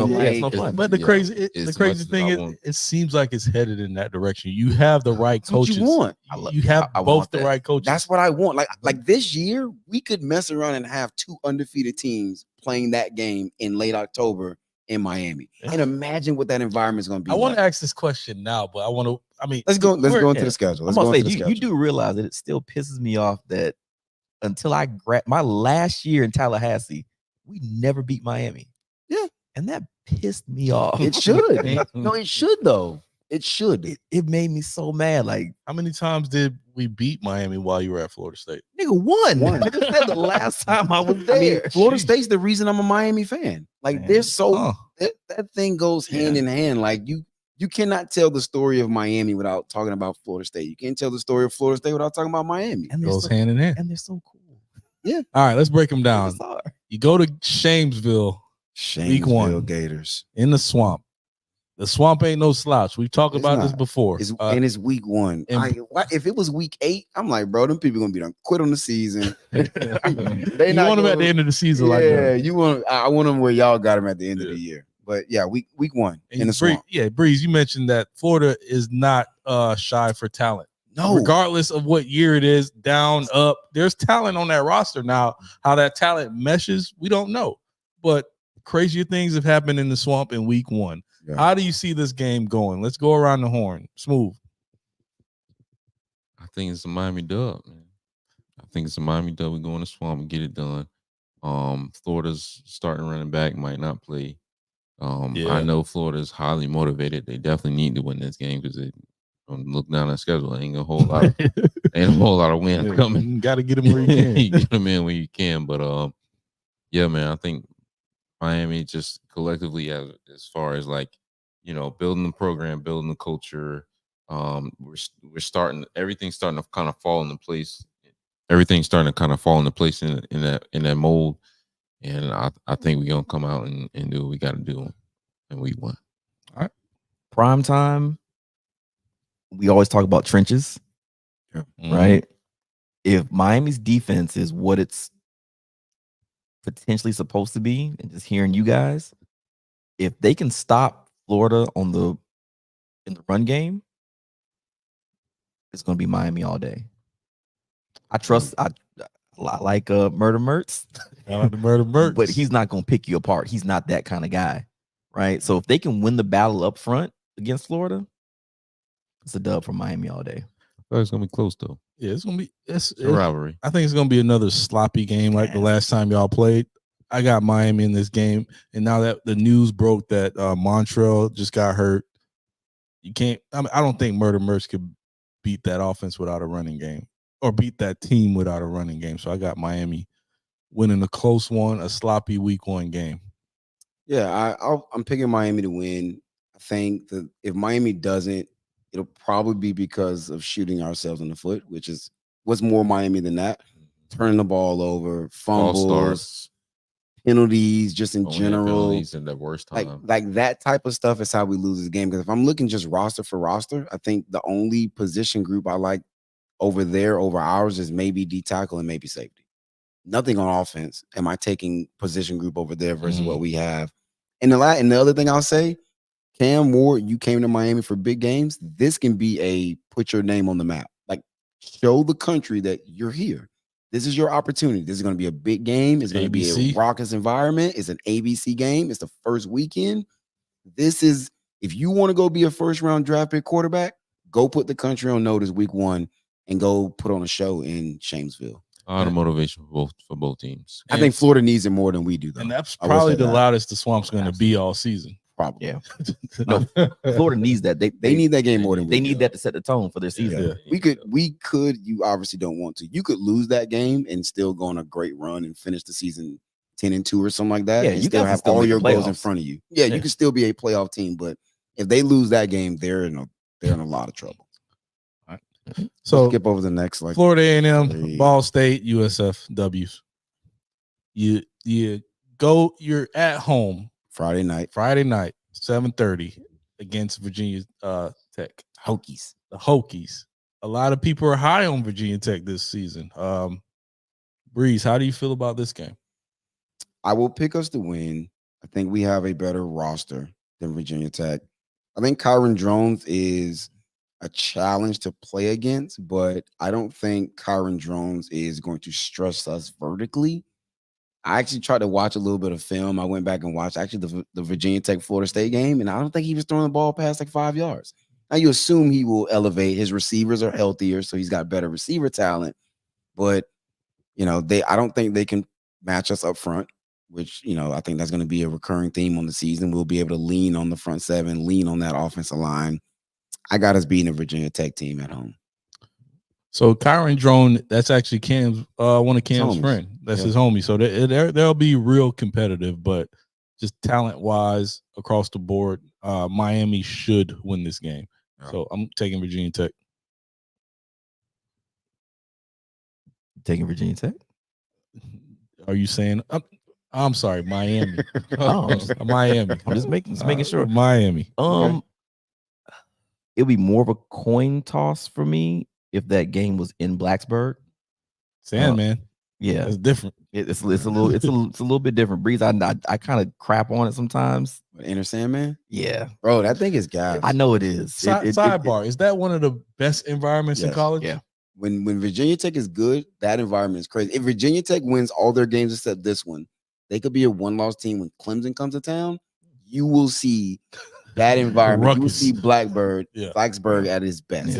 Yeah, but because that game is in Hard Rock, I'm gonna give it to Miami. Yeah, that's a Miami dub. Yeah. I think it's gonna be one of those like stumbling games for us. Come out slow. Yeah, come out slow. Come back from behind. Yeah, might get down a little bit, have to come and then late in the game, Mario kind of lean on the offensive line like he like to do, and we kind of power through the fourth quarter. Put up just enough, and maybe we win by 3-6, 3-7. I can see that. I don't know much about Cal. We're skipping it. That's a dub. Yeah, Louisville. This is one of my big words. Don't sleep on the Cal game. I'm sleeping. I'm snoozed. I'm drooling. I'm not gonna say I'm asleep. Jaden Ott is arguably the best running back in the conference. The quarterback can run. He can be a little bit of a headache, but not throwing the ball like that. Cal is not one of those new ACC teams that I worry about right now. I know Cal can be good at times. Is Deshaun Jackson coming back anytime soon? Is Marshawn coming back? Is Aaron Rodgers going to be there? No. Come on. Let's move on. Let's move on. What concerns you? Miami always lose games. They should win every year. It's not going to be against Cal. It might be against Louisville. So let's talk about Louisville. We're playing, but they're going to be ready and up for Louisville. I'm about to say, don't sleep on Louisville. You shouldn't say Louisville's a game they should win. I mean, well, in that sense, normally when you talk about a game they should win, it's a Cal or like a down Georgia Tech or something like that. So we have a tendency to lose a game you should win a lot of times, either before or after a big game. And the Louisville game's probably going to be a big game for us. I'm not sleeping on Cal. I won't sleep on it, but I think that's especially when it comes down to sometimes in college football, my guys are just better than yours. Like, you know what? You schemed it up great. You kind of had our number in a couple of ways, but at the end of the day, Damian Martinez breaks a 40-yard touchdown that just breaks your back. Yeah. And Ruben Bain gets a strip sack, and the game kind of ends that way. Like, at some point, it's almost like Florida State, like, we're just going to keep throwing this jump ball to Keon Coleman because he's better than Kansas corner. He's going to catch one, and he's going to score he's just better. I do get what Smooth is saying. Like, you've had those Virginia games in the past, but my thing is, Virginia's familiar with Miami. Cal is in uncharted territory. They're not familiar with any ACC opponents. So are we? I mean, but that's when talent comes into play. That's when just raw talent comes into play. And correct, you look across the board in Miami, we talk about the competitive depth, and somebody's going to make a play. Even in the downtime, though, we still normally have talent on the roster in Miami, and we still losing to glorified running backs, a quarterback playing for Virginia. Yeah. I'm still calling Miami. The only reason why I might lean towards this move is the fact that you guys now have to fly across country for that too. That's a long trip, right? That's a long trip cross country. And coming off of that Virginia Tech game is a close game. But I am glad we get the extra day though. You do get that extra day because you play Virginia Tech on a Friday, so now you get that extra day of rest up before you make that trip. Gotcha. And they shouldn't. I'm not saying they should lose the Cal. They shouldn't lose the Cal, but that long trip after that game. If this team is worth at all what they think they are, you cannot lose games. Based on what we're calling these games, they're going into Cal undefeated and confident. Let's move on to Louisville. That's a Miami problem. I'm sorry. I'm gonna gotta stop you. That's a Miami problem. We overlook somebody. We like, we're gonna get this dub and we're gonna slide on over to Louisville and get that, and do what we gotta do then. No, man. You need to focus every single week, and we have a tendency to overlook teams. But you're calling a dub. He's still gonna call it a win. All right. So we The dub scraped is a out dub. back-to-back wins, So you got a bye week before Louisville. which is a bad thing for Miami. coming out of bye week, Sleepy. we come out Can't wake real up. sleepy. And you come out sleepy against Jeff Brom in Louisville, bro, you're gonna find yourself under it real quick. I'm very much concerned about the Louisville game. And then also you got Florida State the week after.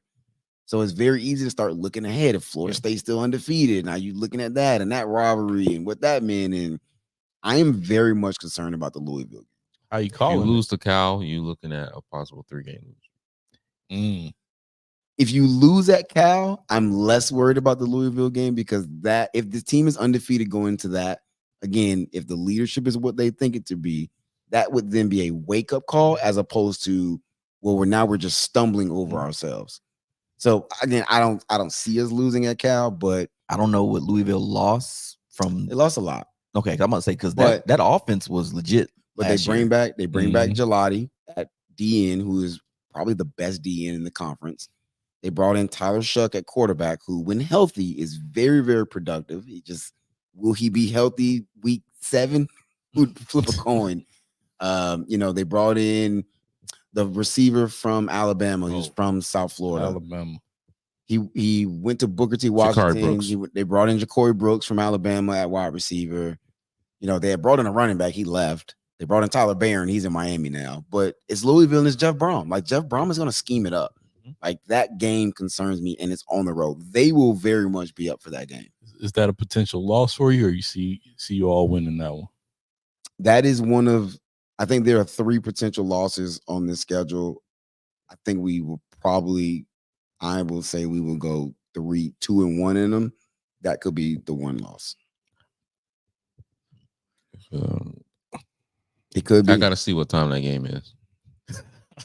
Gotta see what time the game is, man. If it's a night game, So if it's a high noon game, that's a dub. yeah, high noon, yeah, we'll get them. When it get dark, it gets spooky, huh? bro. Man, you don't want to be in Louisville late at night, man. All right, we gotta call this, guys. Sundown? Breeze, what you calling? I'm gonna call it a loss. I hate to do it, but I'm gonna call it a loss. I'm gonna call it a dub. I feel like you arrived. I feel like we're gonna talk about this game, Florida State, but I feel like we both arrive undefeated to That would that be game. nice. That's gonna be the biggest game It in would be recent nice. in recent memory. So that's why I hope you guys coming. I hope Oh, so we too. got to go into town. So I hope we go into town and we're both undefeated. So I hope so too. I'm calling y'all beating Louisville close. Here's the other thing. The way this is shaping up, I'm about to back myself into a 12-0 type of thing, and I refuse to do it. So something's got to You be a live. loss. You live. Something has to You be a live. loss. And right now, I'm calling Louisville as a loss. All right. All right. If Louisville lost, what you're telling me they lost on offense? Because again, that was a big problem. I mean, the defense wasn't great. No, they let Lawrence to affiliate quarterback eat them up. Oh, Yeah. Tyler Van They Dyke knew lit what him was up. Yeah. going. So if that's the case, and if Miami's going to be what they are, and right to this point, I have them undefeated. I don't see them losing to Louisville if that offense isn't what they were last year. They're rolling at this point. They're rolling at this point. Yeah. So I'm gonna go dub. Brom scares me. I get it. Let's move what you got. You trying to I got psych an yourself L. out. Yeah. He's saying loss too. So you got a potential L the Are prior y'all, are week. y'all being just like I mean, like an honest L? Bro, I cannot look you in your This face and is- say this team is going undefeated. Thank I you, can't bro. do it. Listen, man. No, I've watched a I'm lot not of saying seasons that, of but Miami but But that's Hurricanes. what I'm about to They back lost. myself No, into. no, you're not. I am. You're not. I am. but You don't have- logically, you don't have to say they're logically, these losing are all to winnable Louisville. games. I do. There's a lot of other teams. If you I'm can say they looking up lose and down to. this schedule, It's that's the one. If I'm looking at like Let's be on honest, the it's a pretty road- easy schedule if we're looking at the entirety of it. in theory, All right. until so unless you're All right, Miami. let's move on. Let's move on. Breeze, you've got an L. I've got a dub. I got a Punk's got a dub. I got a dub. Smooth's got an L. You arrive at the game. Mhm. Like At Doak South. Doak South. Don't do that. Bro, Don't start that. come on now. Don't start that. Last time we was in there, we put up what 40 something. I mean, And the time before that, you got a 40 burger on you. So we returned the flip a favor. coin. We returned the So favor. flip a coin. Don't act like this. All We right. lead the series, so let's stop it. It is what it is. That game, It is. regardless of what happens the week before, I'm going to pick Miami to win that game at home. That's going to be the best home environment all season. The fan base, even if we have one loss, the fan base is going to pack that place out. Are they? 100%. They always do. When Yes. we come that to game town. always sells well. Yeah. That game, I was I'll there be there. last year. Oh, I'll be there. I'll be 2 there years ago. too. Coming? Potentially. Smooth? It's my son's birthday. You coming? So Yeah, I'm gonna take my pause. I was there 2 Wait a years ago. Like How- we will be there. How old is B gonna be this year? it's gonna be two. He's the savior of Florida That State. nigga ain't gonna remember this game. Savior of Florida State. No, it's true. Yeah, I'll tell the story off I- there. yeah. I'm about to say. Listen, So this is one of my losses. I mean, if you watch the Florida State episode or listen to the Florida State episode, it's either Miami or Notre Dame for me. Just based off of the history of the series, you just don't. It's what has it been? 3 years in a row. 3 straight. So we're due for one. Last year was close. This year, I think Miami has the better quarterback. It was a 1-score game. That's Yeah, close. it was By close. definition, yeah, that is close. because Ventura just fell. I mean, they also had a safety that wasn't. We started things driving happen. and our quarterback got hurt. We were down 3 points. We can go back and watch the game. It- together. it is It doesn't matter. Regardless, this series just goes back and forth. It's fun. So you guys are due to lose one. yeah, so we're up for one. So I think this is the one we This is your last one you get before it flips. sure. Because it has to turn at some point. It's gonna go back and forth. The entirety of this Yeah, I'm about to say the history of there was that 7 years both slave programs. moment too. So it's cool. Yeah, we Those had dark our days. 7 That years. was- Yeah, yeah. Those are so dark days. I don't think that's that. I think Miami wins this one because You said you're picking Florida State. Mm-mm. Oh no, I I said I'm taking Florida State. Mm-mm. no, No, I said one's this Ah. is one of the ones. Oh, So okay. I think Miami wins just based off of that history, but we still make the playoffs, and I can see both. I can see Miami still making the playoffs or the ACC championship. I told you. And what we my play AC again? I think it's a rematch. So I would rather lose lose first. this one. Yeah, that's get fair. my That's fair payback. too. That's fair too. It's hard to beat a good team twice. Right. To your point, I know I knew that's what you were gonna say too, even though we saw it happen last year. Oregon and Washington. Washington yeah, did beat Oregon right. twice. And I feel like that's what's gonna happen this season. That you guys are Washington and we're Oregon. We beat you twice. We'll beat them twice. Nah, we ain't taking that ooh. out twice. The only reason I say It's that gonna is be a lot. because I look at that Miami team and I see what they are. They're trying to progress and get better, right? They're trying to build off of whatever momentum you guys had last year, whatever talent you had last year, and keep that going. I feel like Florida State at this moment is just 1 year ahead of Miami, right? You're looking right now. I think you guys are looking for that 10-2, 11-1 season That jump season. to propel you to now. Okay, we're back. Now let's get the ball rolling. on cruising altitude. Right. You haven't had that That's what you're yet. saying. Where Florida State had that, we had the 13-0 season. You got snubbed, you're pissed off, whatever. You reload, you get all these guys.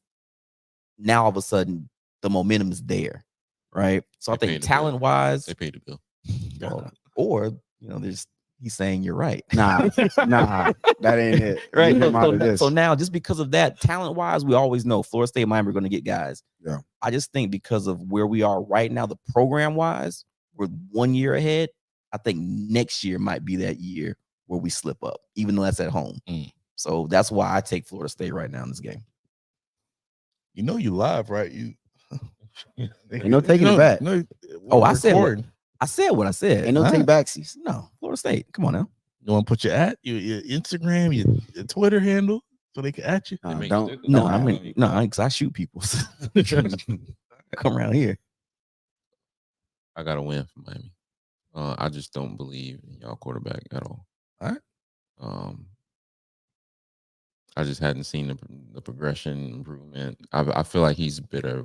He's with a better offensive mind now, Mm-hmm. but I don't see his development and like reading defenses in progression in that way. I just feel like it's gonna come down to the quarterbacks when this is a rivalry game, and I think, in my opinion, rivalry games come down to the quarterbacks, and I think we got a better quarterback. Oh, I can't wait. All right. So It's gonna be so much the fun. question Good I was game. saving up until this game was, what if Miami loses this game? What does that mean for recruiting in the state? Because me personally, I think if Florida State wins yet another one, they take over the state. I don't think Mike can recruit with Mario.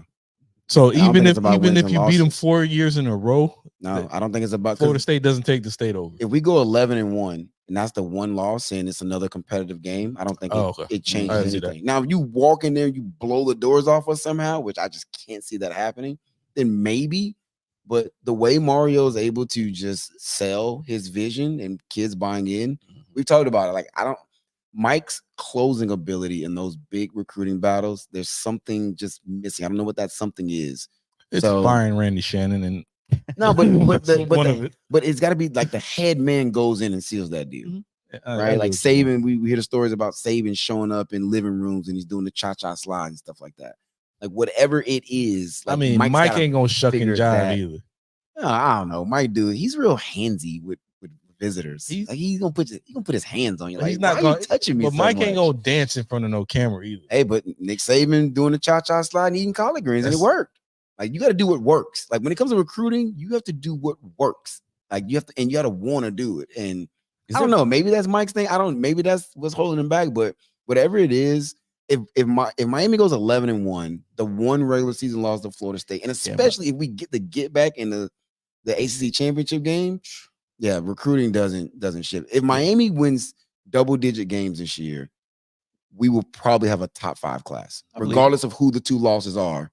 A double-digit win, Mario. We have the number 10 class right now with 0 proof of concept because we haven't won anything. If he goes out and wins double-digit games and finds himself in a playoff, he's gonna have a top 5 class. I believe it. Mario's just a dog on the trail. Moving on. We're not losing any of these last games. Yeah, Duke, Georgia Tech, especially for that get back on Georgia Tech. Wake Forest, and Syracuse. A lot of people are like hyping Syracuse. Graham Brown's never been a head coach. This is his first year as a head coach. Is Marvin Harrison and Donovan McNabb walking through that door? No. Neither is Jim Brown or Brian Dawkins. Jim Brown ain't walking through them doors. Good, all right, so you're back in the ACC championship. Which is what I called on the Florida State show. How do you call that? Is you guys? Okay, no shade. So hold on, wait. Pause. So 11-1. That's what it sounds like. Yeah, 11-1. 10-2. Who you got them losing? Oh, Cal. Right? Cal in Louisville. I would grind my gears. The fines are there. Oh, stop it. Yeah, I can't believe I just backed myself. So is this the first ACC championship for Miami since moving from the Big East? No, we was in. We played. North No, Carolina. win. We winning to win it. To win it. Again, so you beat Florida State once. This You might beat be Florida State your, twice? this might be your best chance to do it. Listen, I like DJU, but it's just he's inconsistent. He can't do it every single down. He can do it 70% of the downs, maybe 65%. Like, DJU doesn't scare me. Jordan Travis scared me, and DJU just doesn't. I also don't think he's a gamer. Like, Jordan Travis, like, the bigger the stakes, the better he played. And I don't see that from DJ. I just don't see that like firiness, that passion. Like, Jordan was like against all odds. Like, all y'all doubted me. Like, And I guess the weird thing is because DJ looks like I was talented in high school. Yeah, like I won a lot. I'm a clean cut guy. And I can make all the throws. What's going on now? And crazy thing What's is, different? again, I remember watching Florida State Clemson, and I'm like, they can't stop this dude. DJU? We couldn't stop him. We couldn't stop DJ. Was it him or was it the was guys he around made him? no, he made he every didn't throw, do- he made every yeah. run. There's a reason they pushed him out though. I don't think they.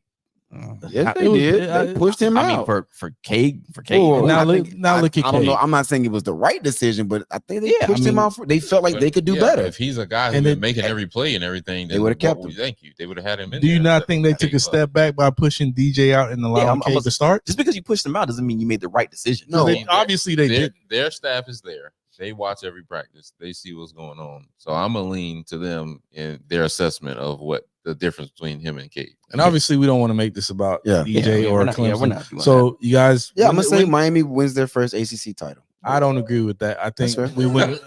Florida State. Surprise. Florida State gets another one. Shocker. Pump. What? He said no. Florida He's State- running- He said Florida State's gonna double down. Yeah. Smooth. If we, well, we might not get in there with the two. Who's in Yeah. there? You might. We might. It's the ACC we're talking about. I mean, at this point, who else- Honestly, Either you go 10-2 and don't get in, that actually might work out better. I'm gonna for call you. a game. I don't know who we play. See, you weren't on the other shows. Like I already called Florida State to get in to the ACC championship. That's fair. So I'm playing Florida State again. Yeah. In the way I've laid or it out. Clemson. I'll Maybe it's throw that Clemson, out I there. don't know. Yeah, I mean, do you see Miami just winning the ACC championship against anybody in the ACC? It could be Miami, it could be SMU. SMU He's might have a good year. very hesitant, He should be. which I get. He should be. I can't believe I just walked myself into 11. You did. Yeah. We got it on camera. We got regret footage. it immediately. There's footage. Is this camera on me? I regret it immediately. You shouldn't. We spent an hour and 45 minutes for me to just regret the entire thing. My dog. If we play my dog well, if we play well I'm- enough, I'm gonna if we- blend over If here. we play well enough to make it, if we play well enough We to got make it, then we're gonna get. Guys, we got him. All right. So you're in the playoffs. Do you No, not winning the natty. This is not a natty team. No, not even a playoff game? no, we can win a Depends on playoff who game. you get. Yeah, I Depends mean, you're on talking who about you the top 12 teams of the year. We can. Now, No. if you now, Now, we- if y'all win the ACC, you're in the playoff. You're not winning one game. if we're 11-1 regular season, you win the playoff and you get the 3 seed, That's a and dub. you get a favorable first round matchup, then sure. But like the way somebody put one out, I don't know if it was like Brett McMurphy or somebody, where Miami was potentially hosting Ohio State, That's crazy. like for their first playoff game. I'm gonna pick Ohio State in that game, as All right. much as it pains me to do it. So it depends on the draw you get. Like if it's Notre Dame, I might pick us to beat Notre Dame at home. Either way, it's a It successful depends on the season draw. at this Oh point. yeah, I mean, listen, the goal this season is double digits and play for the ACC chip. So Breeze, That's the goal. I'm gonna give you an opportunity to kind of Backpedal. Take- Stop her it. back. No. Let's go. No. I So know. what's really gonna what are you happen doing? is What Come on, the Dion. hell? I know my guy. You're really thinking 9-3. no, What are you thinking? You think Really? 11-1? no, you with an ACC champion? have Look, to go- look, I know. I mean, looking at the games, you think you can No, win every you- game, Oh, or he said. just- He said. you Yeah, will we be can win every game. we will be favored in Yeah. every game, Yeah. according to Vegas. No, But what do you actually No, we think? not. We not favored in Louisville. I think we will be Oh, by kickoff. I think we will be But I know Mhm. Breeze. What Listen. do you actually think will happen? double digit wins. Right? That could be 10. It could be 11. I think double digit wins. It almost feels like it has to be. This talent, this roster is just entirely too talented. I'm gonna be honest with y'all. If Mario can't win double digits, and I think he can, because when Mario's had Don't say the talented fired. teams, There's no way. no, you he's not fire getting him. fired. If Mario can't win double digit games with this team and this schedule, I'm very, very concerned about where this is headed. Because recruits, you can be a dog on the trail all you want, but at some point you got to win games. Yeah. And all that talking goes out the door. And it's got to be, hey, bro, give me something to believe in. So, but when Mario's had talented teams, he won. I think we all completely forgot that he marched Oregon into the shoe at Ohio State and literally just plowed through those kids. Like they just bullied them up and down the field all day. Like he's done that. He's gone into tough environments and won big games. He won 2 Pac-12 titles. So I think Mario can do it. This has got to be a year where you take that step. So last year you were 7-5, and you know turnovers. We didn't even talk about Tyler Van Dyke's 11 turnovers in 4 games, which all turn into losses. Like get rid of that alone, and you probably win 2 or 3 or more of those games. So you're still calling 11-1. I'm calling double-digit wins. Like you got to go win double digits. 11-1. That's double digits right there. Gotta All go, right, and he's doubled down on it, people. double-digit wins and a trip to the ACC championship game. All right, well, there it is. Any closing comments? Any closing thoughts? The floor is yours. Smooth Breeze. We've talked a lot. Let's call it. Oh, Let's play can't- some games. We man. can't call it without the I'm good, trivia. man. Go Oh, clean. the weekly trivia. Oh gosh, You gotta. he's gonna ask who was the backup center. I don't know what I have in this week. 1983. I don't know what I have this week. How many questions y'all want? I got 20. 5. We've been at this for a while. 5 questions. Let's get it. Get this over with. You ask some nonsense. Who was the third guy to get a catch in the 91 Rose Bowl? Like, All right. no. Question number 1: when was the Miami Hurricanes program established? A. 1940. B. 1930. C. 1950. D. 1926. D. Smooth, do you agree? No, I'm gonna say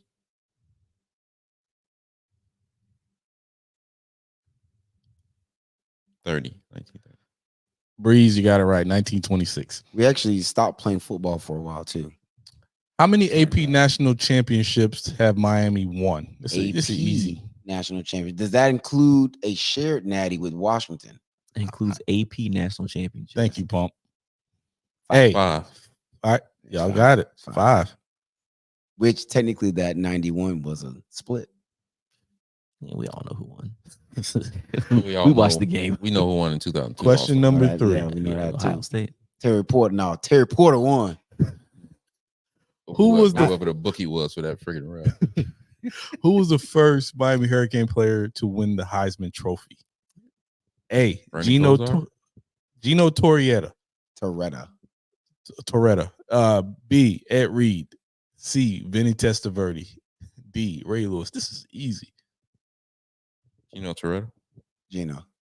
Vinny Testaverde. Vinny. Shout out to Vinny the came Bucks. Shout out to before. Vinny and the Bucks. Vinny came before Gino.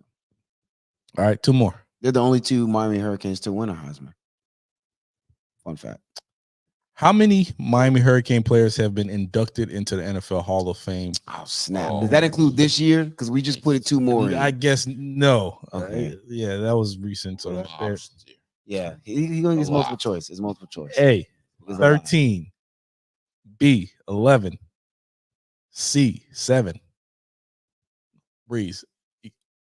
You're looking out your peripheral. I'm not. No, I'm not. I'm not. D. 9. I'm gonna say 11. I'm I think I can name them. 13. 9. That was 11. I think I can name You them. what the last 2? I didn't count we didn't We didn't count the count. last. Oh, two. maybe But it's you said It's 11. 11 now. I said 11. So So you're it's right. 11 You're- now. You're technically right. Sweet. So with Andre and Devin, can you name the other 9? Yeah. The other 9 Give it in to the us. Hall of Fame: Ed Reed, Yep. Warren Sapp, Yep. Ray Lewis, Yep. Old lineman. What's your boy name? old lineman Bryant McKinney. Brian McKinney. Yeah. That's 4. What's the white linebacker? Dan Morgan. Dan Morgan. Yeah. It's 5. Dan Morgan? It's a dog. Yeah. Is Sean Taylor in there? No. No. Sean's He played not long in enough. there. Reggie Wayne. No, Reggie's not in yet. No, Reggie's not in. He should be going in next. No, Reggie is in. No, Reggie's in. Reggie's got a Reggie's jacket. in. Andre Johnson. 6. Oh, without the last 2. Dre just got 6 in. plus 2, that's 6. 8. So you need 3 more. Need 3 more. Any running backs? Surprised you're missing Oh, one. Edge. Okay. Forgot about Edge. Edge is in there. 2 more. You're missing a big wide receiver. It's not Santana? Santana. Santana didn't make it in. No, yet. no, no. Oh, Oh, time. playmaker. Playmaker. Oh, Yeah. freaking. One more. Mike. Warren Sapp. I said Yeah, that. that's that. I feel like it's an old D lineman I'm missing. Is it Larry No more Zonka? Did you guys have? safeties. I think you got no. No. You're missing a QB. I think No, they didn't put nobody. Oh, on. Jim? Jim Kelly. Isn't Jim Kelly. Kelly not in the Hall of Fame? Is he not? No, he should be. If he's not, he should. Yeah, I be. think he got a gold jacket. All right, last question. That's an easy one. I mean, That's fine. I'll take an easy one. no, Where do they, Jim Kelly's in the hall. where do they play? Shout their to home Doc, games? who when she watches this, she definitely would have got that one. She says she's gonna try and as she listens to it, she's gonna try and get the answers herself. I All think right. she would have got that for sure. How many consecutive NFL drafts have included at least one University of Miami player? This is the one. 83. A, 48. B, 52. C, 60. D, 36. Consecutive Didn't the drafts streak- with at we least broke the streak recently. Like with it no ended recently, hurricane didn't it? getting drafted. Say how many Was it this consecutive year or last years year? of a One- hurricane didn't the getting Hurricane get drafted? drafted. No, I think hurricane got recent- drafted this year. It was like It says It's as like of- recently we the had several streak- drafted this Recently, the year. streak ended. It says as of 2022, at least one University of Miami player has been Okay. selected in the NFL draft How many years? in blank consecutive drafts So in 2022, dating back to 1975. Say 52. Say 52 is my guess. Give me the No, wait. Give Give me me the numbers again. give me the numbers Give me again. Now you're trying to do math. Yes. A, 48. B, Okay. 60. C, 52. D 36. Consecutive drafts. I'm gonna say. Yep. What was it? Was 36, 52, 60, and what? 48. I'm gonna go 48. I'm gonna go You 48. said since 75? No, he didn't say since when. I did say stopped. I said dating back to I thought he 75. stopped. So it's got to be the 30. I mean, if you're good with math, you should get it. It's 52 then. But just guess something. It's got to be the 30 something. No, it's not, man. Breeze, you should have stuck with 4. It's 48. 48. 48. Yeah. It's close. Quick sidebar. It wasn't Brian McKinney. It was Cortez Kennedy. In the Pro Football Hall of Fame. Cortez. Wait, Brian Cortez. McKinney's not in there? He's not. Also, I don't know who else you guys named, but there was 2 on there that actually aren't in it because Jim Otto and Ted Hendricks. Oh, the Stork is in Yeah. there. And Yeah. I'm like, I know there's somebody like Yeah. way back. So we got to I'm run back thinking the it's footage. Jim I don't know who the Otto. other because we named them. Obviously, some guys that Shout out should to the still Stork, belong in the though. Hall of Fame. Shout out to the Stork. Wait, isn't Vince Wilfork a Hurricane? Yeah, Yeah, he he's is. in there. Is he not? Well, in the he Hall of should Fame? be in there, right? Vince has No, got to he's not in there yet. No, He's not actually, yet. no, Maybe Vince- he doesn't have the no, year he- yet. Wait, so we're approaching it. still waiting on Vince? You're still waiting on Sean Taylor. You're still Sean's waiting never- on. Sean's Sean's They, not they, gonna get- they have to put him in there. No, He he didn't probably play will long not. enough. Sean's not getting there. Arguably the greatest safety talent ever, but no, he won't get in. Not enough years. To me, Rest in he was peace. going to be the greatest football player ever. Arguably the greatest just football player, What- college pure football player. Football just ever. player. I mean, Bo and Dion would have something to say about that. Also But Peyton I'm not. Manning I'm not has going something to to say about it. disrespect the dead. Sean was crazy. He was. Sean He crazy was. talented. incredible. All right, Anyway. man. Smooth. Appreciate you for stopping by. Appreciate Long y'all for having show. me, man. Stop by more often, man. You should. Word on the street I is like we've the been couch. trying to get you on the couch for about what for a minute. 3 years. 3 now? years now. This is Couch season come. 4. Yeah, man. Couch is comfort. I appreciate it. All right, Have all a right. good time. I appreciate y'all. Drop something. All right, man. Stop by more often. It's an open door policy. Shout out to the U. Hopefully y'all suck this year. Ain't gonna Coming happen. from a no, Ain't gonna happen. but you know Okay. the way things are lining up for y'all, it should be a good season. And like Bree says, go Canes. Let's take a quick break. Did that hurt you to say that? Wait, what we we that's done? it, right? That's it. Yeah, man. Go We on. ain't Gotta we ain't be got it. nothing. Do we want to? We're 2 hours in, bro. I mean, we got viewers. Shout out to the viewers. No, for real. Appreciate it. This is our first live show. Yeah. So shout out to the viewers for sure. Do we Appreciate not the want to support. briefly touch on what happened in the Olympics, or we just want Let's to just kind do of it real quick. cut it real dry? Let's just do it real quick. Jamaicans Pause. got washed. All right, we're done. Y'all got a gold medal today in And what this was it? The discus. yeah. Shout out to him. to Jamaicans. He goes to Arkansas University. Or University of Arkansas. Yeah, a lot of the Jamaican athletes go to I didn't know American that. universities. I didn't know Yeah, that. yeah. So shout out to him getting the gold medal. But you still got the 200 meter. You could medal in 200. Mhm. No, No, What you mean no? You could medal. Oh, You Jamaican for real? Yeah. How many jobs you got? See, currently one. No, but no, he's Jamaican. Yeah, yeah. Nah, That he's I man do a lot works of I tons do a of lot of jobs. things with my hands, No, he's but Jamaican. currently one. He's legit One? Jamaican. I'm surprised you didn't break out. Well, y'all didn't win. If y'all would have won, he would have broke out the national anthem. Oh yeah, I- Jamaica, Jamaica, land we love. We suck this year though, man. Like It's a tough year. Yeah, man. we'll be that- back. We'll that- be back in another 4 years. that Oblique 400 is a young boy. That female 400 He, was he ugly. folded. He folded like laundry. He's young. Fresh. He's young. Came in Oblique last. is young. But you know, His name was really Oblique. Yeah. Oblique Seville. It's a dope name. It's a very Jamaican name. Yeah, I feel like it's a created player name. Huh? Oblique Seville. Nah, Yeah, but y'all haven't medaled yet, but you could medal in the men's 200. we don't have anybody in there. That what's the name was in? No, Oh, y'all got Kashane one and Kashane ain't running. I know Mm. Kashane didn't run it. I thought y'all had somebody. No, in it's the men's. really Noah Lyles and the guy from Kung Fu Kenny. Botswana. Botswana. Yeah, I forgot his name, but But no Jamaicans. no Jamaicans. It's a very underwhelming track Olympic for the Jamaicans. Ross Clot. Oh Before- no, you're right. There's 4 Americans in it. yeah, Is Curly in it? Who? Curly. Is Curly running 200? No. Fred. No. What's his name? Fred Curly. Yeah. Yeah, Fred. No, Fred's not in it. Shout out to Arian Knighton. You got 2 Zimbabwe runners in it. a Them Africans Dominican been guy. running. Yeah, the Botswana kid, Tobogo was in it. Bobsled team. But Arian Knight, man, shout out to Tampa.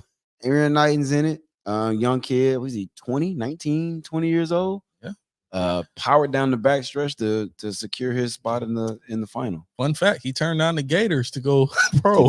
He did. Good for him. Smart kid. Could have been playing wide receiver for Billy. Smart Head kid. on his shoulders. Yeah. He comes from a great family. All right, before we get Good out of here, do you values. guys think that there's anybody currently that could beat the U.S. and it's the Final Four? You got And what? Oh, basketball. basketball. Nope. Is it Slovenia, France, and Germany. What I tell y'all? Germany played them tough, but Did I- no. What did I tell you? If this team loses a single game, it's a letdown. Yeah, This team is just way too loaded. the Joker can't will his country to No, it? by itself. Him and a bunch of freaking trash men.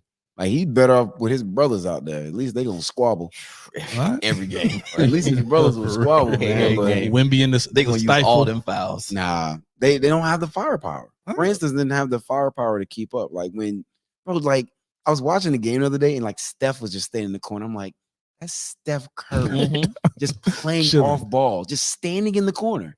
Who could go off for 30 I love. whenever he chooses. I just saw what KD's about to break the. He already break did. it. He did. Shout out to Lisa Leslie. coming off the bench. Coming off the bench. Crazy. Shout out to Lisa Leslie. She showed him some love. Lisa Leslie Lisa. was the owner of the record of points scored by American basketball players in the Olympics. Mm. Tall K- drink. KD right just- there, boy. KD came in his first game, just said, "I don't feel like missing today." It's crazy. Blacked out. So I just, Hey man, And he's I'm still just coming not- off the I'm bench. just not gonna do it. Steve don't said feel I ain't. He ain't starting either. Still won't start him. No, Still Nope. won't start him. AD got to start. Jason Tatum got to start. If I'm a dog, KD coming off the bench. That was a pity start. Off the Yeah, they bench. had That they had to was throw big, Jason sorry. Tatum a bone. Hey, Sure. He was He getting looked- cooked. he He was looked getting fine, though. cooked by the internet. Oh, he was. He gonna get cooked. I mean, that's what Y'all happens when hate your him. teammate better than you. We did it. Why y'all hate him so much? I don't hear him at He's all. corny. He's bad corny. Did you guys catch the men's 400 meter? My Shout out dog to won it Quincy Hall. with a gold grill in With his the- mouth. with the slugs in. I like it. Came like, from behind. Was Pause. not supposed to medal. Whoa.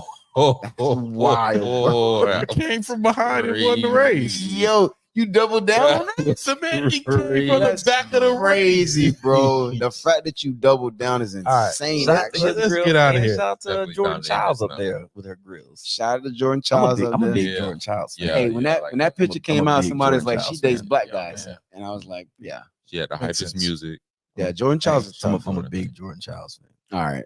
I believe you. Yeah, I'm a big Jordan Childs fan. I can see it. Shout out to now. Gabby Thomas, It's true. Shout out to Gabby. first female American to get a gold in the 200 meters in like 20 years. From Harvard. Dude, and she's like what neurobiology Yeah. major. Yeah, Jesus, super smart, man, listen. Hey, very man, pretty as well. I'm not looking Black forward. girls winning. I'm not looking forward to the 4x1. We're about to get cooked. Wait, I ain't you, gonna lie. Netherlands? wait, hold on. You still talking about the You said Olympics? you say the Netherlands? The Netherlands. You said the 4 Jamaica. Oh, Yeah, Jamaica against US. no, like you. My bad. Shelly ain't in it. Sharika ain't in it. I Oh, thought the I'm women's talking about the football. mix. Shikari gonna come back I'm pissed thinking- off. I'm She thinking about the gonna mix. cook. Yeah, so- 4x400.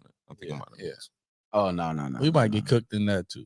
Yeah, y'all. Yeah, All right. All right, it's been 2 hours. 2 hours, Yeah, bro. let's get out of I here. need to go home. All right. As always, it's been another episode 171 of the Somebody Said podcast, the Miami week. Pump, you want to hit the soundtrack one last time? Nope. I'm sure Breeze would enjoy it. I wouldn't mind it on the No, I'm intro. Nope. Mm-mm. All right. No. The maestro has spoken. The man to my right is the Yeah. one and only Petty. Turnpike Breeze, 2-Bite Breeze, South Beach Breeze. Turnpike. Mhm. Got nothing this week? I'll come back to you. Man to my left is one and only Pumpy Johnson on the ones and twos. Swiffle God and two white men. Bro, you're cheating with the clips, bro. I mean, what It's you such want? a cheat, bro. What do you want from me? Such a cheat. Can they hear that I on the don't live? Yeah, they should be able to hear. I don't even want to do my little thing no more. Why? I'm not saying no, because whatever I say is That's gonna why. get That's why yours are the outdone. best, man. Nah, it's gonna get Let's start off the outdone. dome. Nah, man. I gotta use Nah. that more often. I swear for God and two white. Hey, men. hey, you ain't gonna lie to them. Nah, I ain't lying for God and two white men. I can't do it. I can't do it. And shout out to Smooth for stopping by. Yes, man. sir. Yeah, man. Got Yeah, anything you want to say on the way out? man, you know the motto, man. You can't afford it, finance it. That's it. He's right. He's showing you up. No, he's right. He is right. My It's boy not said he out about here living on credit, man. hey, Hey, it's no not money about how to much lose you credit, got, baby. it's how much you can get. Hey, I'm big on Afterpay too. Hey, the Klarna King. Klarna, Hey man, access to resources. People, it's about access to resources. leverage, Right. Leverage, folks. It's all about. Hey, I learned that from Pirates of the Caribbean. Jack Sparrow. It's all about leverage. Yeah, Hey, not for real. It's true. It's true. there it is. And I'm Monk. I got nothing.